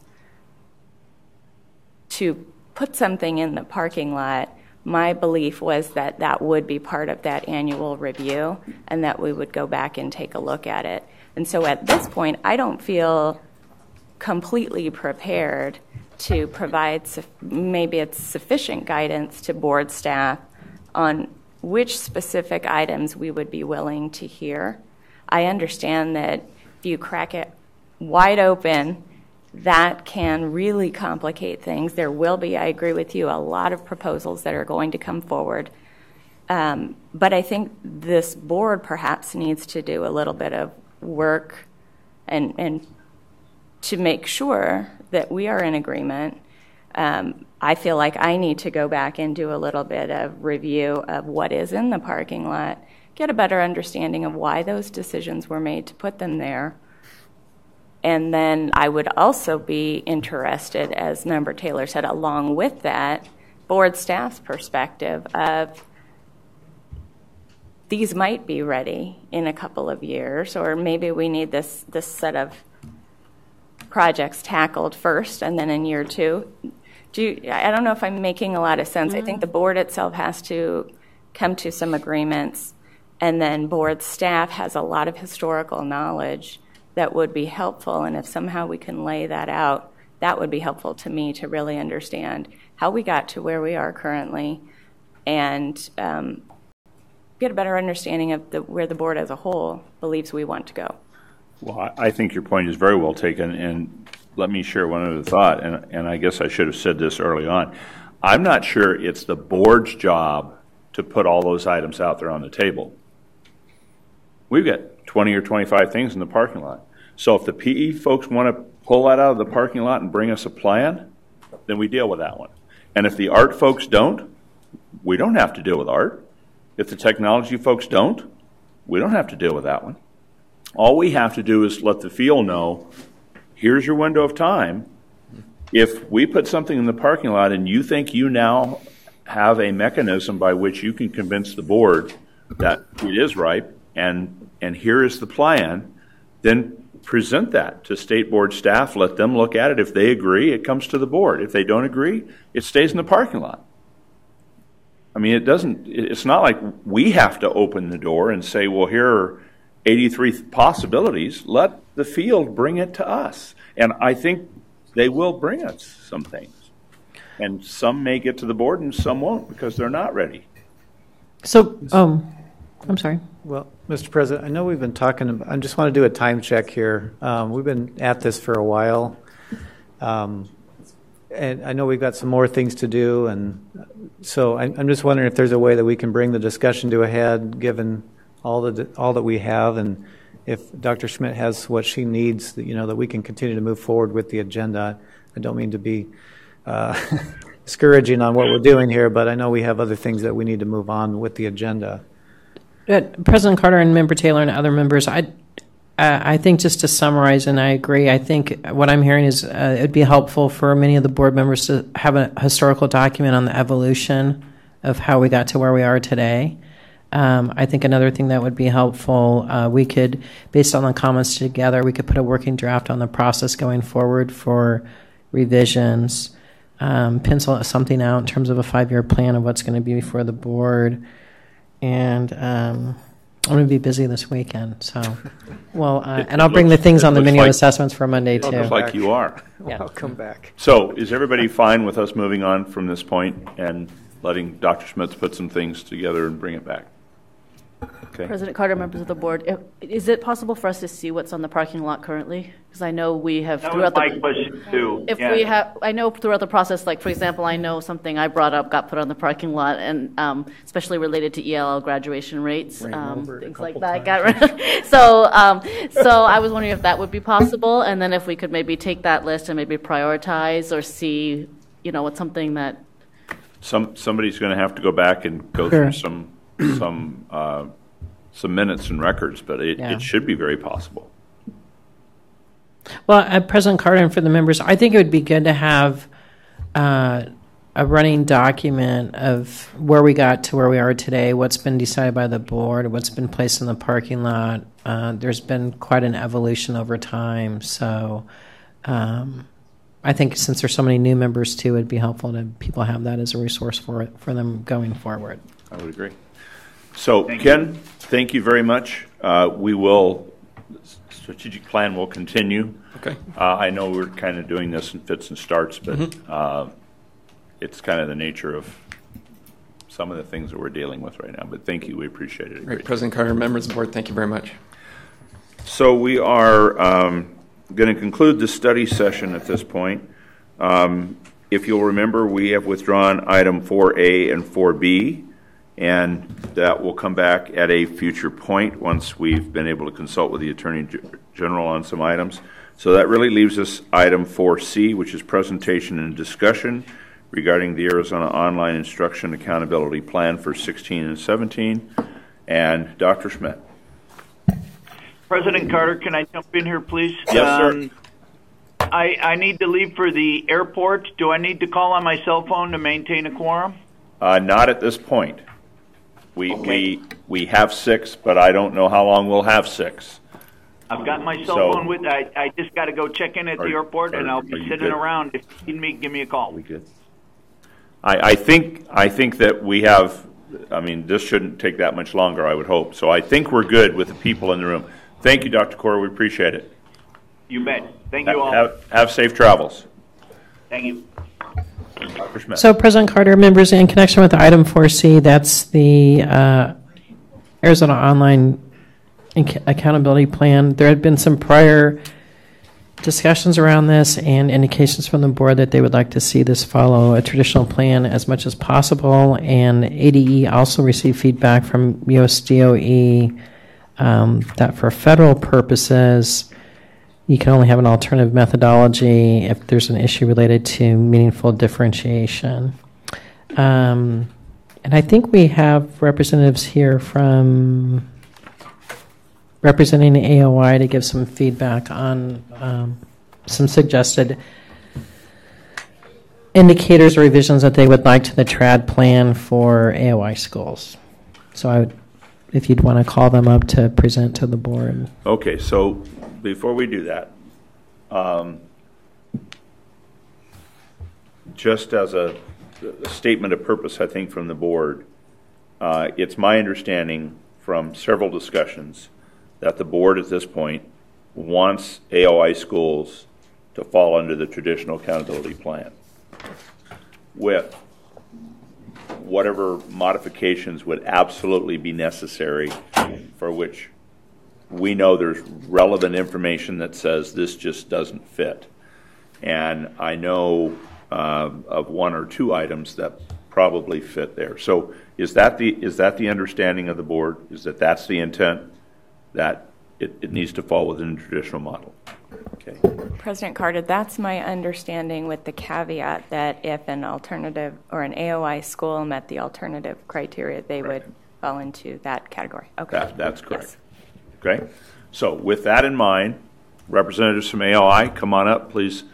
Identify who you are, and we are more than willing to hear what you folks have to say. Thanks for being with us. Good afternoon. Gary Bay, representing Arizona Virtual Academy. I have John Kelly representing Connections Academy, and Jennifer Eccles representing Mesa Public Schools. We're going to try to keep this very brief, express the points that we think need to be discussed. Really, there are 3 things. The FAE definition, which we've discussed with you multiple times previously. We want to have Jennifer speak a little bit about the differentiation between a district program and a full-blown AOI school, what the differentiation is. Third, graduation rates, and John will speak largely to the graduation rate issue. So to speak to the FAE issue, statute provides that you consider mobility relative to Arizona online programs. The FAE definition was developed because we don't calculate attendance the same way. We're not part of a 100-day average formula. We enroll kids and we accumulate attendance as they actually attend, up to a full bucket of attendance. So the FAE definition, for that reason, historically and prospectively, we believe should represent how our kids attend, how they enroll, how we're paid for them to attend. I don't know if there are questions specifically around that issue. I'm not trying to speak on behalf of the board because I don't get to do that, but I think that we are aware of the FAE issue. I think we're sympathetic to the FAE issue. The question is, what language do you want? If you don't want the traditional FAE language, what language are you proposing? So there's been a traditional definition. I think we included a date of October 1st, which I think for some reason Dr. Fletcher would rather we didn't include. Historically, it's been that the child is considered FAE if they've completed 75% of their coursework time. Because we're calculating time from when they start to when they complete rather than average attendance, that's the definition that was adopted previously and that we would like to continue. So let me just see if I can narrow this down. So I enroll in a class in the month of July. And so during the month of July, I complete the class during that time period. So you're talking about 75% of that time during that 1 month. That student would then qualify for FAE. So for the purposes of FAE, it's been on the whole school or the whole program. So we're required to complete 700 and however many hours are required by statute for a high school student. And it would be 75% of that attendance. But we don't calculate attendance on an average daily basis. We calculate it cumulatively, and that's how we're reimbursed or paid by the state. Okay, so let's do this. If I don't understand it, I'll bet there are other board members that don't understand it. So what I'm suggesting that you do is give us a very clear definition of what you would like to see as FAE and give us some very specific examples. Okay. The student enters in January, they exit in May, here's the number of hours, here's the... We just need to see and look at exactly what you're recommending. It's in the packet. It's in the packet, and I would also submit that perhaps Dr. Fletcher would be better to address that to the board. It's an ADE definition that we have lived with, and I'm not advocating for something new, I guess, I'm just advocating that we continue the practice of what's been adopted. Can I supplement Please. this a little bit? Dr. Carter, John Kelly, representing Connections, as Gary said, but also we also represent Tucson Unified, which also has an AOI school. I don't know exactly what the issue, the problem is in terms of our communication, but I think the divot is we're talking about full-time schools that may have part-time students, but these are full-time schools. So in that sense, we do agree that we fit more to the traditional model than an alternative model. We may serve alternative eligible kids, but these are traditional schools with a difference. And that is, first of all, how you count the time that kids are in there. And out of respect for the fact that you want to have as few models as possible, we're suggesting that if a school fits under the FAE definition, that we'd be a subgroup within the traditional model, and that's what we've provided in the packet, that once you go there, then you've got some other, what you described as essential factors that need to be included in order for meaningful differentiation. So that's, I just want to make sure you understood the context that we are full-time schools. And then when you have the traditional AOIs, you may have some part-time kids doing other things, and Jennifer's going to speak to that recommendation. So we're saying put us in the traditional model, but there has to be a subgroup, and the FAE definition for AOI students is the gateway to that alternative calculation. Again, I'm not arguing that we need a different FAE definition. I'm arguing I don't understand it. And I'm not going to vote to approve it until I understand it. So maybe now, maybe in the future, maybe offline, somebody needs to help me understand. If I don't understand, I don't think my fellow board members understand. It's not a change from the current definition, I don't believe, correct? But I hear you. But we still need to understand what how it works. Sure. Mr. President? Yes, sir. Is it possible for staff to put that chart up? Because you're referencing that last chart in the packet, right? Because that has the reference in the statute, and that might be helpful to stare at, and then we can make sure that, yes. Right. So President Carter, I think they have the language within the AOI FAE definition box.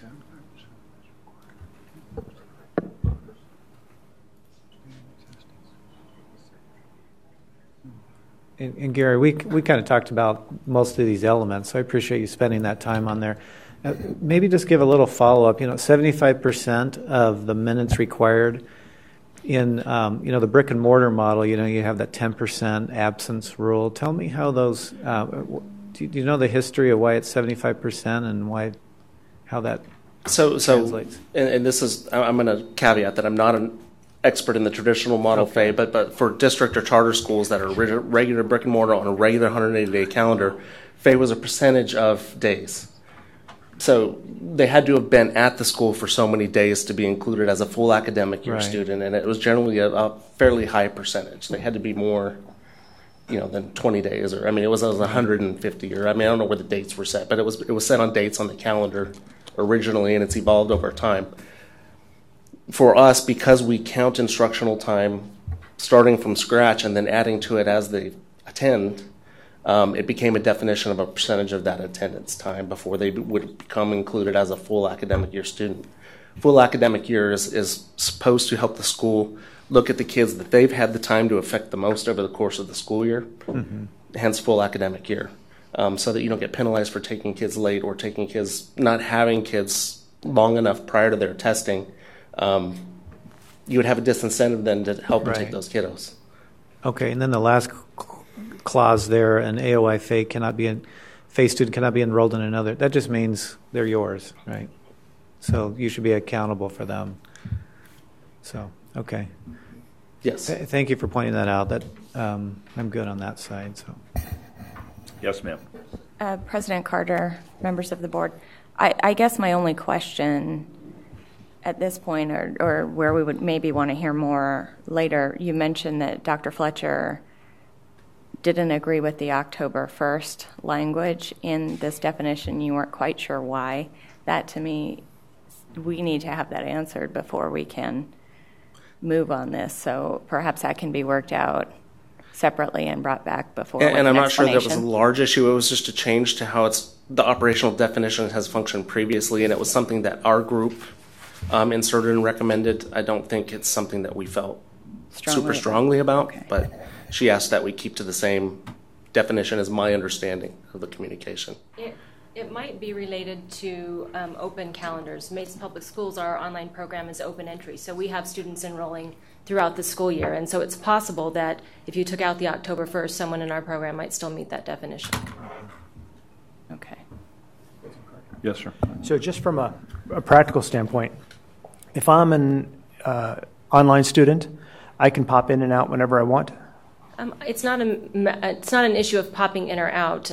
Some of that is related to our program mostly serves concurrently enrolled students, and by that I mean students who take most of their courses in a brick and mortar Mesa Public School classroom, but they take one or some of their classes online, and so they're taking a class when they're ready and when it fits in with their schedule if they have other things going on. Our full-time population is very, very small, and we are open entry, so it's not that they can take a class one week and not the next, but they might enroll at any time of the year for a variety of reasons depending on their circumstances. So the 75%, thank you. So the 75% of the minutes they're going to be the only students that are accounted for in a separate A2F of an online school. No one else will be accounted for? Well, so this is the distinction between what really is the district programs, although there are some full-time district programs that have a high percentage of full-time kids. Most district programs have a lot of kids, but very few of them are kids who only attend that online program. Mm-hmm. For our programs, for our charter school programs, we're specifically full-time schools for the most part. So almost all of our kids are full-time students. And so, yes, they can enroll at any point throughout the year, up to and including 360 days a year. We don't adopt a 180-day calendar like traditional brick and mortar schools do. Therefore, when the kid starts and how much they're able to complete drives when they're taking their end of course assessment. So is it also, if it's open entry, is it also open exit? Yes. Yes. Mm-hmm. So it's competency based. As soon as I've met the competency. Correct. It's also time-based because that's how we calculate ADM and attendance and how we are reimbursed from the state. So for a full-time online program, we need the kids to attend so much and regularly, and it's part of what we're held accountable for. And we need kids to attend regularly and to make progress, but in Mesa, we don't stipulate that they meet a time requirement. If they can master the content and the standards in fewer hours, then we do allow them to get that credit and move on. So does that mean that we have to treat district programs differently than full-time We are making the schools. request that be considered. In Mesa, we serve a lot of students. Most of our high school students will take an online class by the time they graduate, but last year, about 3% of our total population were actually full-time students. And not all of those 3% would meet that FAE definition. So when we've received a label in the past, it's been based on a very small subset of our total population that's not indicative of the students we serve.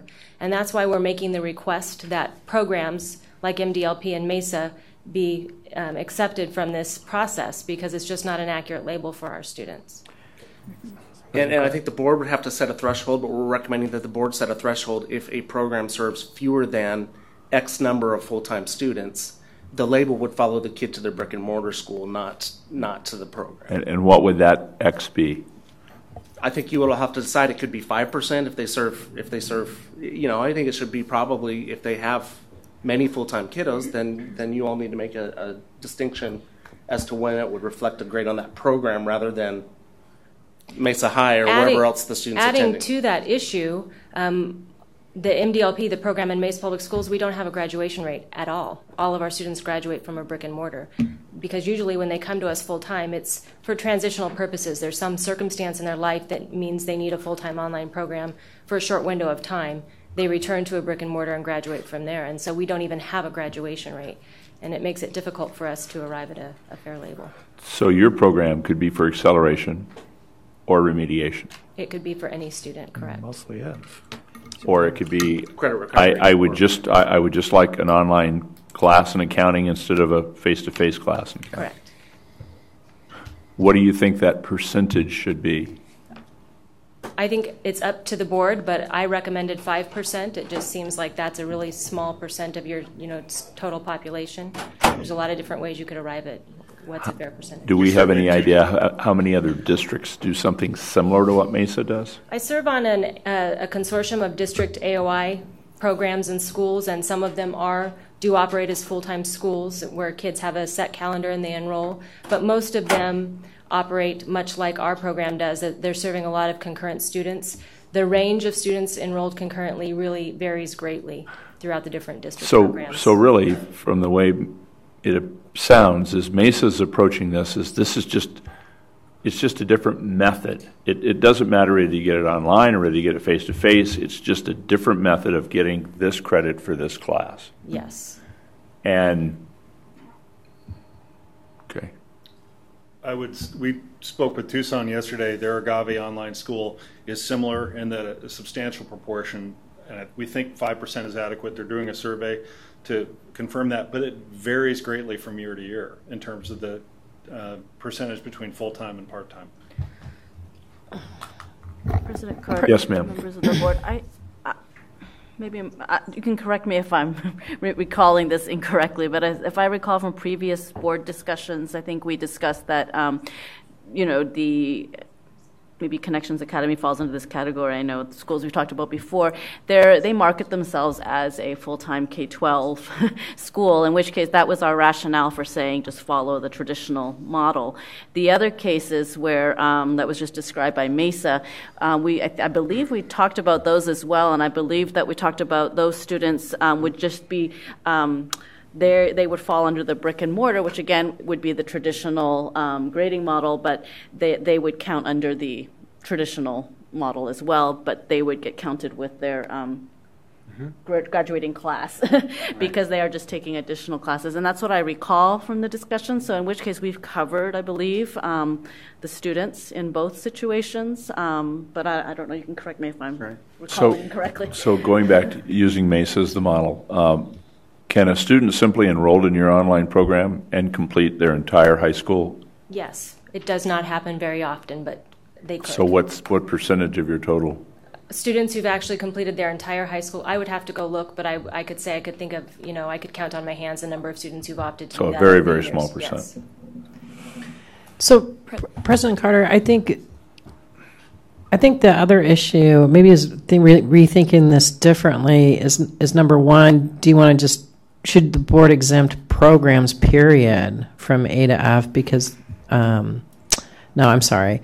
Should the board exempt AOI programs because those kids are going to be picked up in the trad at the brick and mortar. And then you have this second issue of what is a full-time, I guess, what would be a full-time AOI school, and if those have relatively low enrollments, would you want to hold them, would you exempt them? It does, the 5% threshold to me doesn't seem to apply. It seems like you need to first distinguish a program from a school. Because if the students in the programs are always being picked up in the brick and mortar, then you don't need a double accountability system for those kids. You need to deal with the AOI schools. Well, my initial thought is that the way it's being described is that the program is simply another department within the school. Mm-hmm. And so why wouldn't it simply fall within a traditional method? Right. I mean, unless you had a large number of students, and I don't know what that percentage would be, that truly went through an entire sequence in the AOI environment. But I don't know very many school programs that allow that. So, yes, sir. President Carter, members of the board, I think a distinguishing characteristic is whether or not the thing actually gives a diploma. So the MESA program does not give a diploma that comes from the school. So our focus is on giving grades to schools, not to programs. If you don't give a diploma, you're clearly your program and you're off the table. If you're giving a diploma, then the 5% applies. That seems like a reasonable solution to me. Yes, ma'am. President Carter, perhaps I don't understand. So in MESA, how many full-time students do you currently have in your AOI program? I haven't pulled that exact number, and it changes day to day, but I would say that it is probably between 100 and 150 students right now. So under this recommendation, what would happen to those 100 to 150 students? Would they default into the brick and mortar calculation, or are they not calculated? Are they included? The issue with that is that AOIs, I don't want to get into the weeds, but AOIs, a regular program within a school district can be attributed back to the brick and mortar school. An AOI cannot, because we have to have our own CTDS number for reporting attendance and such for funding. And so what we have been told over and over again, that there's no way to, our scores get attributed. When a student takes AZ Merit with us, it gets attributed to the CTDS number, which is MDLP. And there's no way to also count that at the brick and mortar school. And that's been the sticking point in a lot of these conversations. Another way to look at it is if we could attribute scores in two places, you could give MDLP a label based on all of its enrollment, concurrent and full-time, but that's never been a possibility for us. But the problem with that is, and that's not the only example where that happens, we're talking about two very different things. I think what we're interested in is the academic performance of the student, not the funding mechanism to support the student. Mm-hmm. So I'd love to see these recommendations written up in a model. I think it makes sense because it's addressing a lot of the idiosyncrasies that we've been talking about in terms of program versus school, that distinction, and whether or not it's really their student or their concurrently enrolled somewhere else, that thing, and that's distinguished in that FAE definition. So I don't know, as I look at this and I think this is about as good as we're going to get considering, what we have here. I'd love to see it written up as a sub. I like the wording that was used. It's a subgroup of the traditional model, so it's still recognized, to be evaluated on the traditional level, but with the idiosyncrasies that are unique to this space. I don't know, that's my opinion. I'm ready to move forward with, tightening up on the model and the wording and the math. That's where I'm at on this. President Carter, I would support moving to the next step. This would be the type of thing when we talk about refinements in the future.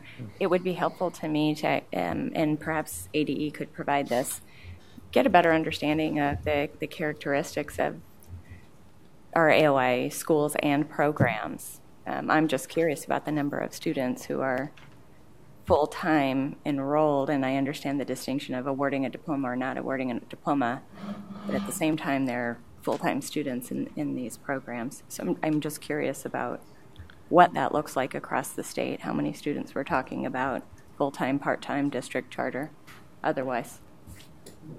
Thank you. Yes, President Carter, so let's just run this model through some of the speakers that we've had. So they would be a subgroup under the traditional accountability model, right? And then if we follow the blue arrow, AOI program versus AOI school, the MESA situation would be considered an AOI program. Is that correct? And then therefore they would be exempt from a grade, right? And then if we follow the AOI FAE definition, that would be your situation or the Connections Academy situation, correct? And then we'd be looking and there are other schools. And then you'd be the subgroup within the traditional model following that FAE definition.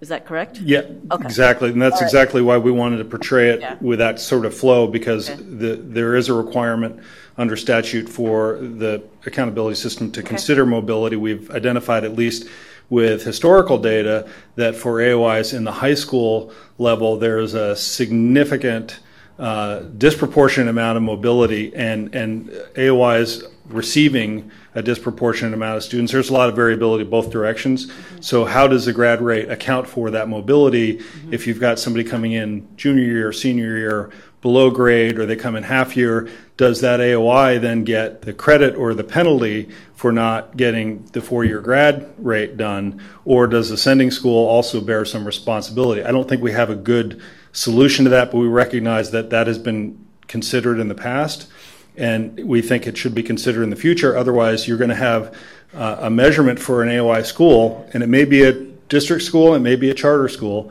that will look like it has a grad rate far less than it actually does because it's getting kids to completion that otherwise wouldn't complete. Yes, sir. Just going back to what President Carter said, and maybe I'm simplifying it too much, but an online school that actually is an online school and graduates, in my mind, should be subject to, whether it's revised a little bit or not, but it should be subject to the traditional model that we've got. The program schools, I don't consider it a program as much as a curriculum option. You're just, I mean, we could name it whatever you want here, but all they're doing is taking a class online, which is becoming more and more frequent and more available to everybody. And I think it just, in my mind, it just should be recognized as another way that people are taking classes. And I would hate to see that a funding mechanism is stopping us from taking into consideration the performance of those students into the regular brick and mortar school just because they're choosing to undertake a class in a different manner than in a classroom. So I would like to have looked at how we avoid a funding mechanism coming into an obstacle for us to avoid those classes. And then my view is that these classes that are offered by any district within their curriculum should just be looked at as any classes within their curriculum and graded accordingly with the brick and mortar school that they're associated with. So based on that, that's essentially our recommendation. This blue item would resolve that issue. Right. Mr. President, can we get clarification on the completion issue? Because it's not clear why in those instances it wouldn't be an alt school.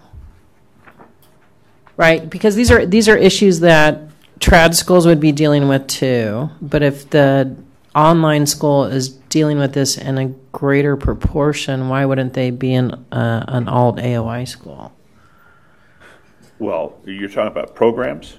No. Back on the full-time schools. Okay. So I tried to address, at least at the beginning, that AOI schools are not classified as alternative schools, but they often serve students who would be eligible to be in an alternative school.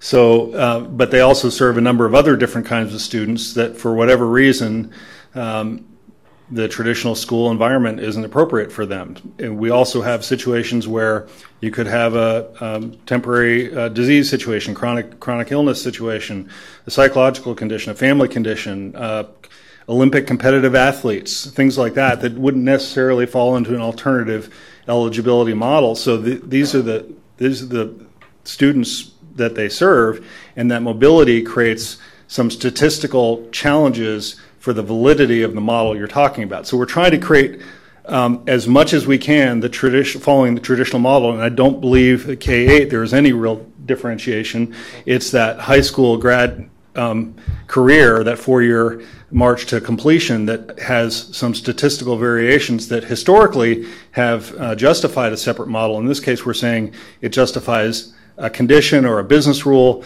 that would allow for a different way of treating students who show up late in their high school career, not on track for completion. And that's not the AOI's fault. Obviously, they're going to work very hard to get that student completed as quickly as they can with the flexibility the programs have. But that doesn't, what both the traditional AOIs and the charter AOIs are saying is that statistically does not necessarily give you an adequate picture of the progress that those students are making. And that's what historically the department and the board have found, that you can have great proficiency rates, you can have great growth rates, but the completion rates don't match up. So you know that something's askew. So that's what we're trying to deal with, is some sort of business rule that would allow for that to be calculated. And there are a couple different options under ESSA that we think that probably need a little bit of additional work, but we're doing this in real time, as I know you are.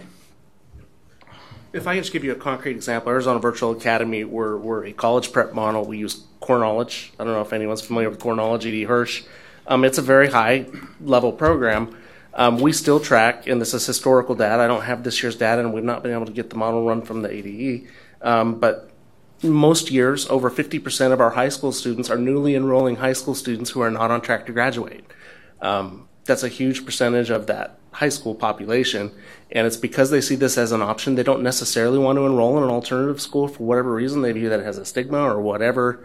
I don't believe that, but for whatever reason, we seem to be attracting a large number of high school age students who view the online option as a way to accelerate or to get themselves back on track. But they're not on track when they enroll, and they're not generally graduating with their 4-year cohort. They generally take an extra year or even 2 years to get through the program, particularly if they've not been previously successful. So specifically in regard to the grad rate, what are you recommending? We had a couple different options that I think there's going to need to be some additional staff work on this. What ESSA allows for is some calculation of partial year attendance, partial attendance provision. So if a kiddo shows up with under a half a year before graduation, they don't hit graduation rate, that doesn't necessarily count in that grad rate cohort for the AOI. That's one way of doing it. Another way that we've looked at is if a student comes in a junior year or senior year and they're credit deficient, behind track, that there be an additional withdrawal code so they don't get included in that grad rate. We're trying to make sure that the AOI doesn't get penalized for accepting students that are credit deficient. We want to actually make sure they get them on track. And I think that's the fundamental truth to it.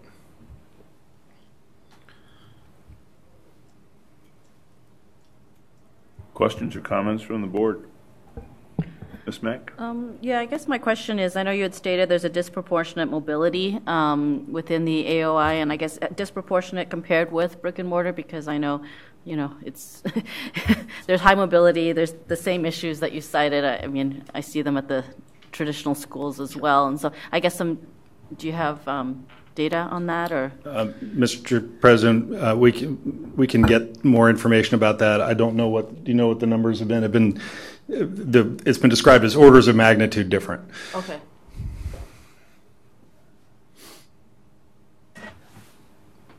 Anything else from the board?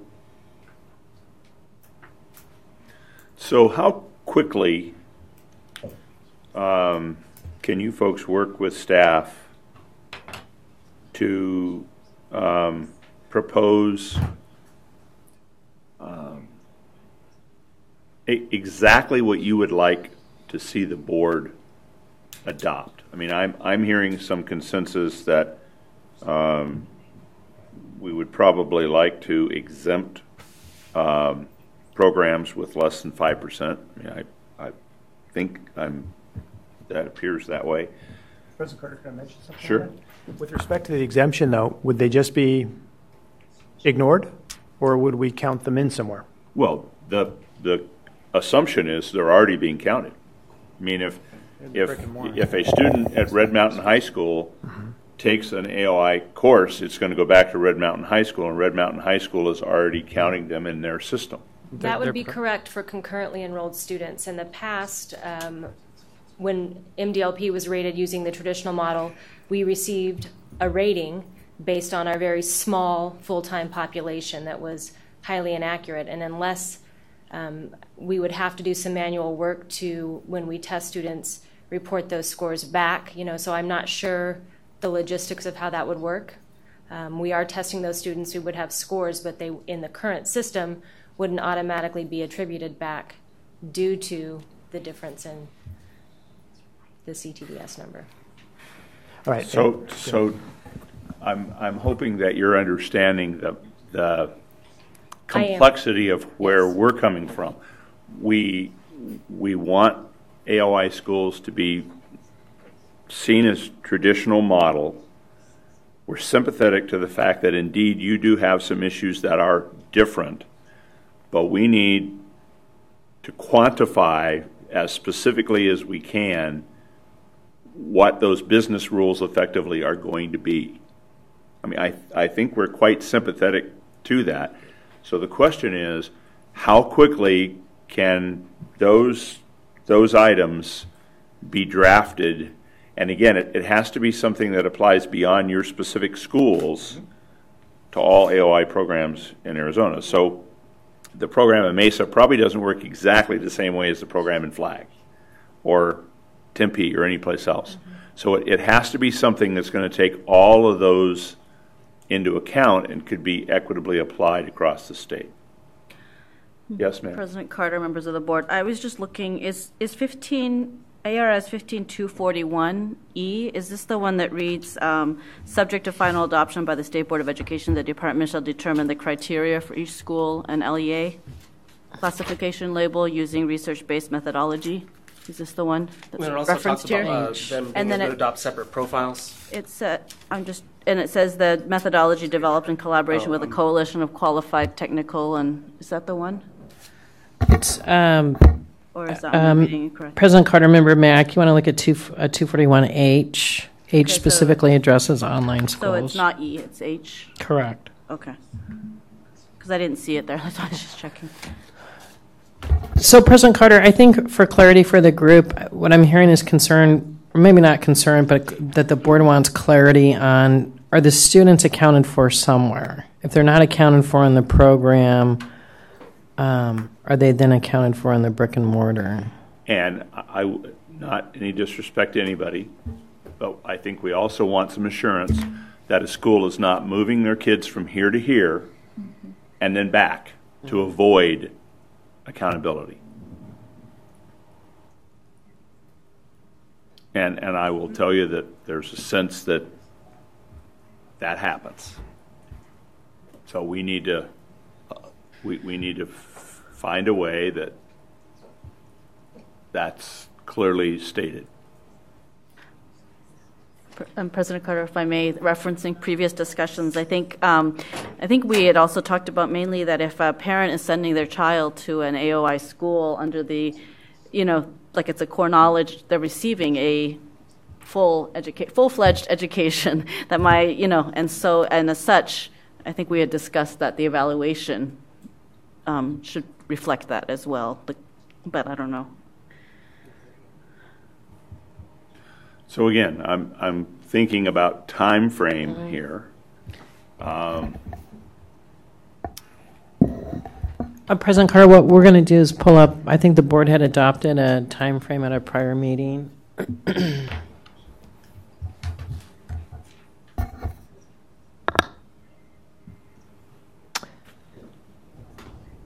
So the point of today was to give them additional feedback, which I think they've received, and then by October 23rd, which would be the October board meeting, the board would review impact data and provide additional direction if necessary for AOI as well as alternative schools. And then a final vote would be in December 4th.